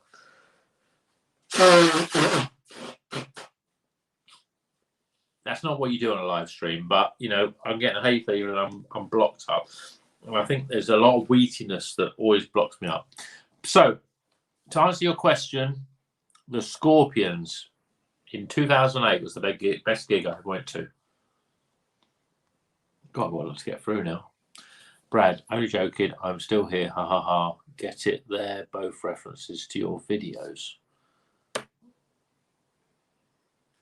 Kidney stone again. Both. No, that's gone over my head. But maybe I've had too many of these Belgian beers. Lol, are you pissed? Yeah, Coxie, I'm pretty much getting there. I still reckon I'm just warmed up, but there's plenty of way to go. Mark, Southgate picks half the team, the FA picks the rest, which explains why we have injured and out of form players from the FA's. Yeah, I mean, that really annoys me. And that's why when I watch, there's nothing, okay, I lived in Scotland for a year. There's a special place in my heart for Scotland. And I'm close to Wales. I don't think there's any and my daughters were actually born in Wales. But I like the underdog, and I like the fact that these teams they're not full of stars. And England's got a lot of stars in and a lot of Premier League players. And it really annoys me. Being a West Ham fan, I tell you what, it really annoys me. 2006, if you can cast your mind back 15 years, 2006, one of the greatest FA Cups ever had, West Ham, Liverpool. And I don't know if the Liverpool supporters are still watching, but West Ham should have won that FA Cup. Except for there was this one player, Steven fucking Gerrard, who played for Liverpool. He played out of his skin that day. He played an absolute blind. I've never seen a player take a team like Steven Gerrard did. He was super. You know, if you're a neutral, then you would have said, Steven Gerrard, you are a superstar. And he scored the winning goal, and he scored the goal that took them into penalties, and we lost on penalties anyway. But he was brilliant, and Steven Gerrard, we love. You know, if you're a Liverpool supporter, you're going to love Steven Gerrard. Coxie, if you're still watching, you're not going to love Steven Gerrard because he's done well for Rangers. But the thing that annoyed me about him was that year, 2006, he played for England in was it the World Cup? Was it Euros? One of those big tournaments. And that annoyed me was that as soon as he put an England shirt, he was rubbish. He didn't play anywhere near how he played for his club. And Frank Lampard is another guy. Never played as well. And there's a lot of players that never played as well for England as they did for their club. And that's what annoys me about the FA picking those top 4, top 6 sides and the players from them, because they will never play as well for England as they do for their own clubs. And that is wrong. I mean, I almost, with all the Super League stuff and all that hoo-ha that went on with that, I almost got to the point where I thought, I hope it just happens. And then the FA says, yeah, they can't play for England anymore. And England have to pick championship players or lower Premier League sort of side teams, their players, because I think they'd be more hungry for it. And I think England as a team would be better for it, because no one who's the top of their club game in the top 6 will play great for England. But that's just my opinion. But that's what I think about it. I mean, and Mark, you said Southgate picks half the team from FA, picks the rest from, explains why we have, you know. I don't know why Henderson is in this team. He's played a handful of times. I'm not denying he's not a good player when he's fit, but he's not fit. Why is he in the bloody squad? Put Lingard in. Would you ever name your son Keith? Keith Hayden? No. I don't know why I would put Keith. It's funny because my son was born on the 26th of January. And 26th of January was the same birthday as my idol. I say my idol. I'm a big fan of Eddie Van Halen from Van Halen. He was born on the same day. I didn't even realise that. I should have called him Eddie. After Eddie Van Halen. Best gig, altered images. Altered images? Claire Grogan, yeah.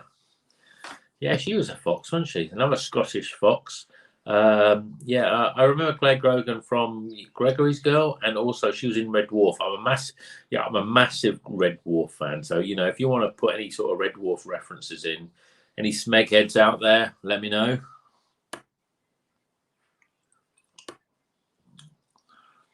Can you get your son to come on the stream and taste on the beers? Would be nice to see Rocker Jr. give. Well, he's gone out because he's ashamed.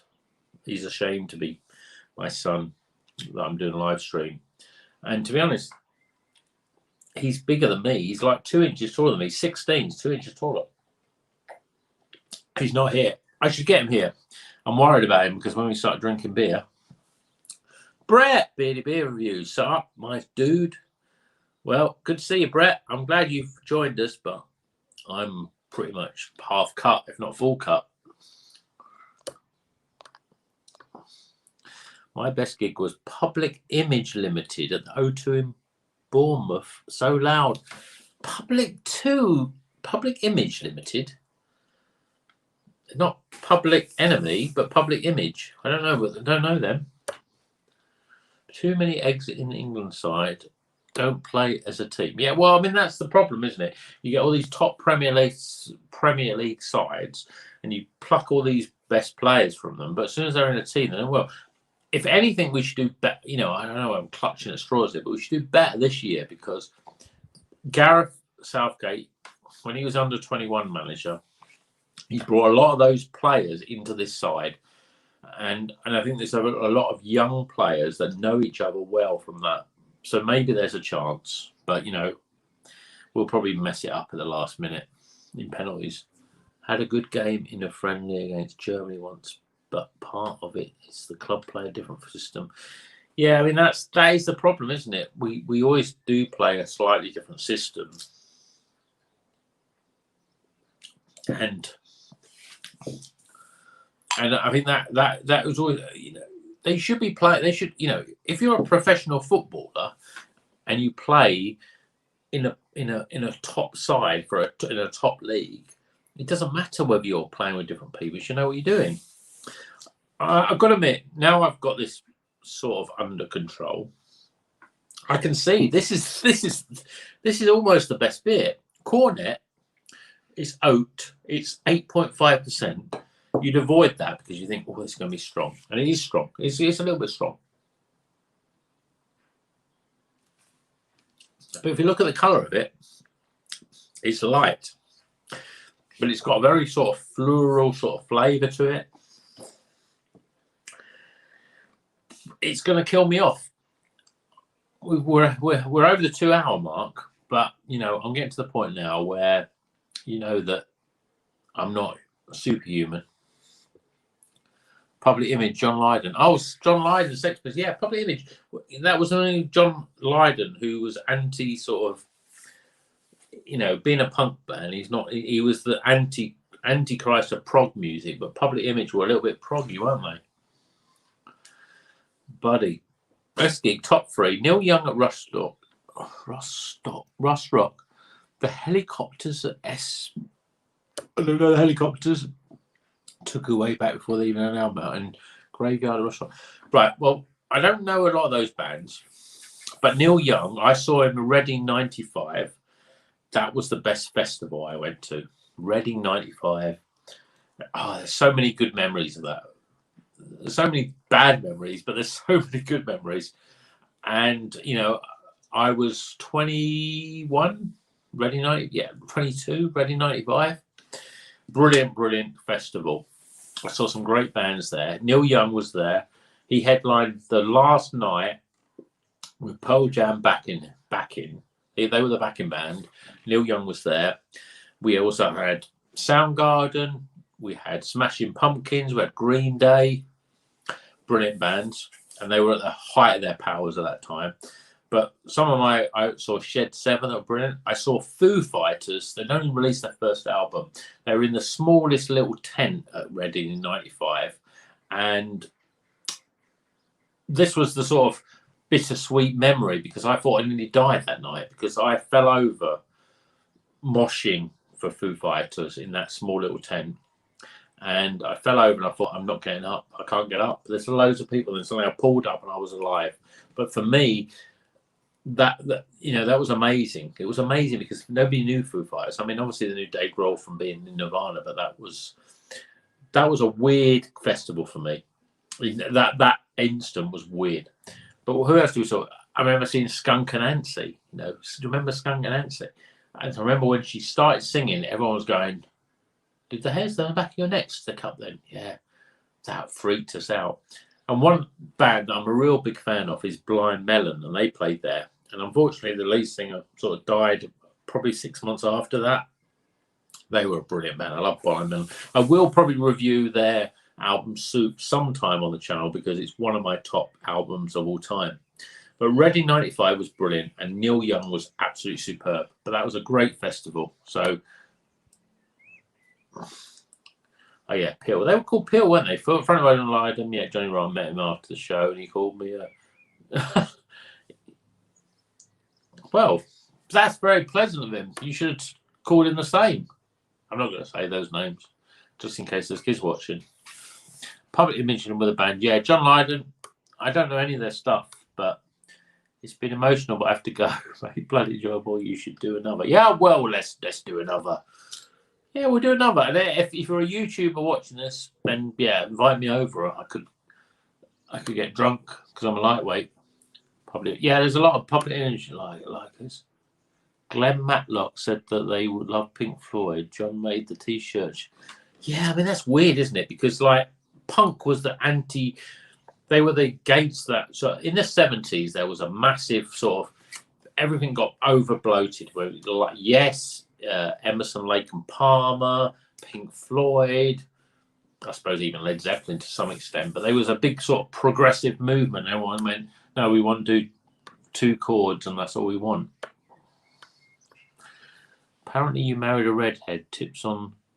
How do you know this stuff? I didn't marry her. Yeah, I haven't married her yet, but you know, you can't tame a redhead. Peel, Brixton Academy, round about 2012. Brilliant. Latest chaps. Yeah, Brixton Academy, that's a good venue, really. I saw some great bands. I saw Soundgarden. I saw Smashing Pumpkins at Brixton. I saw Chickenfoot there. It's a good venue. I love the hand of God when you fall over in a pit. I totally lost my feet, blaming it on alcohol. Yeah, you don't love it when you think you're going to die because, you know, we've all been in a mosh pit and we've all fallen over and we've all felt. I remember when I first used to go to gigs, you know, when you were smoking there in those gigs and there was just like the smell of alcohol and you were like bumped up against everyone. You were in a mosh pit and there was times where you felt you were going to die, but because you didn't die, it wasn't too bad. Coxie, the Pogues were always great live, probably because everyone was pissed. Brixton Academy every Paddy's Day. Yeah, the Pogues. Yeah, I mean everyone loves the Fairy Tale New York, you know, who did, you know, with what's the face that I can't remember, also died. I can't remember her name because I've had 8 beers of the Belgian beers, and I'm on 8.5%, so we're going to finish it up pretty soon. I'll invite you over, Martin. Maybe we could get freaky. Yeah, let's get freaky. My first gig was Hammersmith Odeon, Metallica 1997. Can't remember much of it. Only stage demo. Yeah, so I saw Metallica the first time later than that. 2010 at Download. They played the Black Album and they played it in reverse. And I saw Metallica. No, I didn't see Metallica before then. I went to the Black Album in 92, yeah, 1990, 91, 92, early 90s at Hammersmith. And they played the album in the Hammersmith Odeon. We sat at the back. They played the album for the first time. This is pre-internet. And we were hoping that they were going to suddenly, they were open the curtains and Metallica would appear, but they didn't appear. But they played the album. We were the first to listen to it, and I think a lot of people were amazed by the, you know, Nothing Else Matters and the Unforgiven. So that was pretty good. I had the same experience to you watching the Prodigy at festival in the 90s. Yeah, I mean, I saw the Prodigy. So I was at Nebworth in 96. Would it be 96, 97? Because they were the special guests to Oasis at Nebworth. And they blew Oasis off the stage. They really did. They were brilliant. They were absolutely. I'm not a massive fan of Prodigy, but they really blew them off the stage. So I can imagine what that would have been like. I was at Reading 92, a great lineup. 92, yeah. Well, I thought I was there in 95. That was the key to me. But 92, great lineup. North Team for L7. So who else was on that in 92? I'm off. That was entertaining. Do a cooking video. Yeah, well, we can do more Robert Plant sandwiches if you like, Coxie. Let's go. Let's go. Does that mean you're going or we're going? Because I'm at the end of this. 2 hours, 13 minutes. This is my first live video. It won't be last. We'll do this. So as I'm sort of winding this up now because I basically only a piss. Let me know what you think of this. Was it all right? You know, are you happy? Elias Wood, could you? I'm going to put that on there. Could you make me an app to remind me when to drink? I could make you an app to do that if you want. Yeah. So if anyone knows, no one knows, but I'm an app developer. I make apps, marketing focused apps for small businesses. So if you like apps, or you're a business and you want an app, let me know. More than happy to do it. Yeah, so we're there now. I need to have a piss, and I'm going to end it now. 11 people viewing. I hope you like the video. I hope you like the stream. Yeah, I'm gonna finish it now because I need to lie down. Wait a minute, there's people that's replying. Anyway, Nirvana Mudhoney. Show a Knife. Never heard of him. Leatherface. No. Cardiac Smash.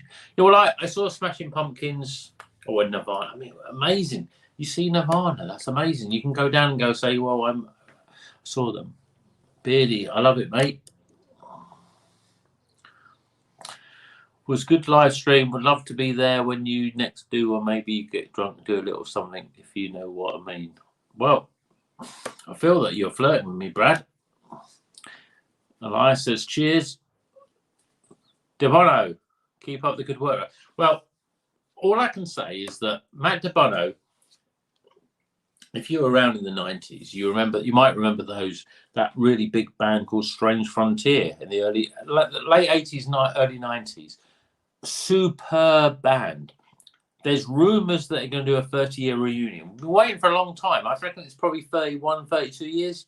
But I'm sure Matt DeBono, he's the lead guitarist of that band. He could tell you something. He could probably, Matt, if you're still there, post your YouTube videos from back in the day, and put it on there right now, because Strange Frontier are going to make a big comeback this year. I feel it. There's a lot of love. There should be a lot of love for Strange Frontier.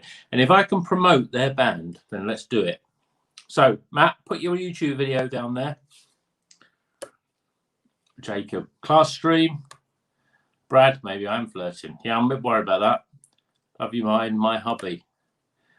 I want to know. I've got 99.7% male viewage on the channel.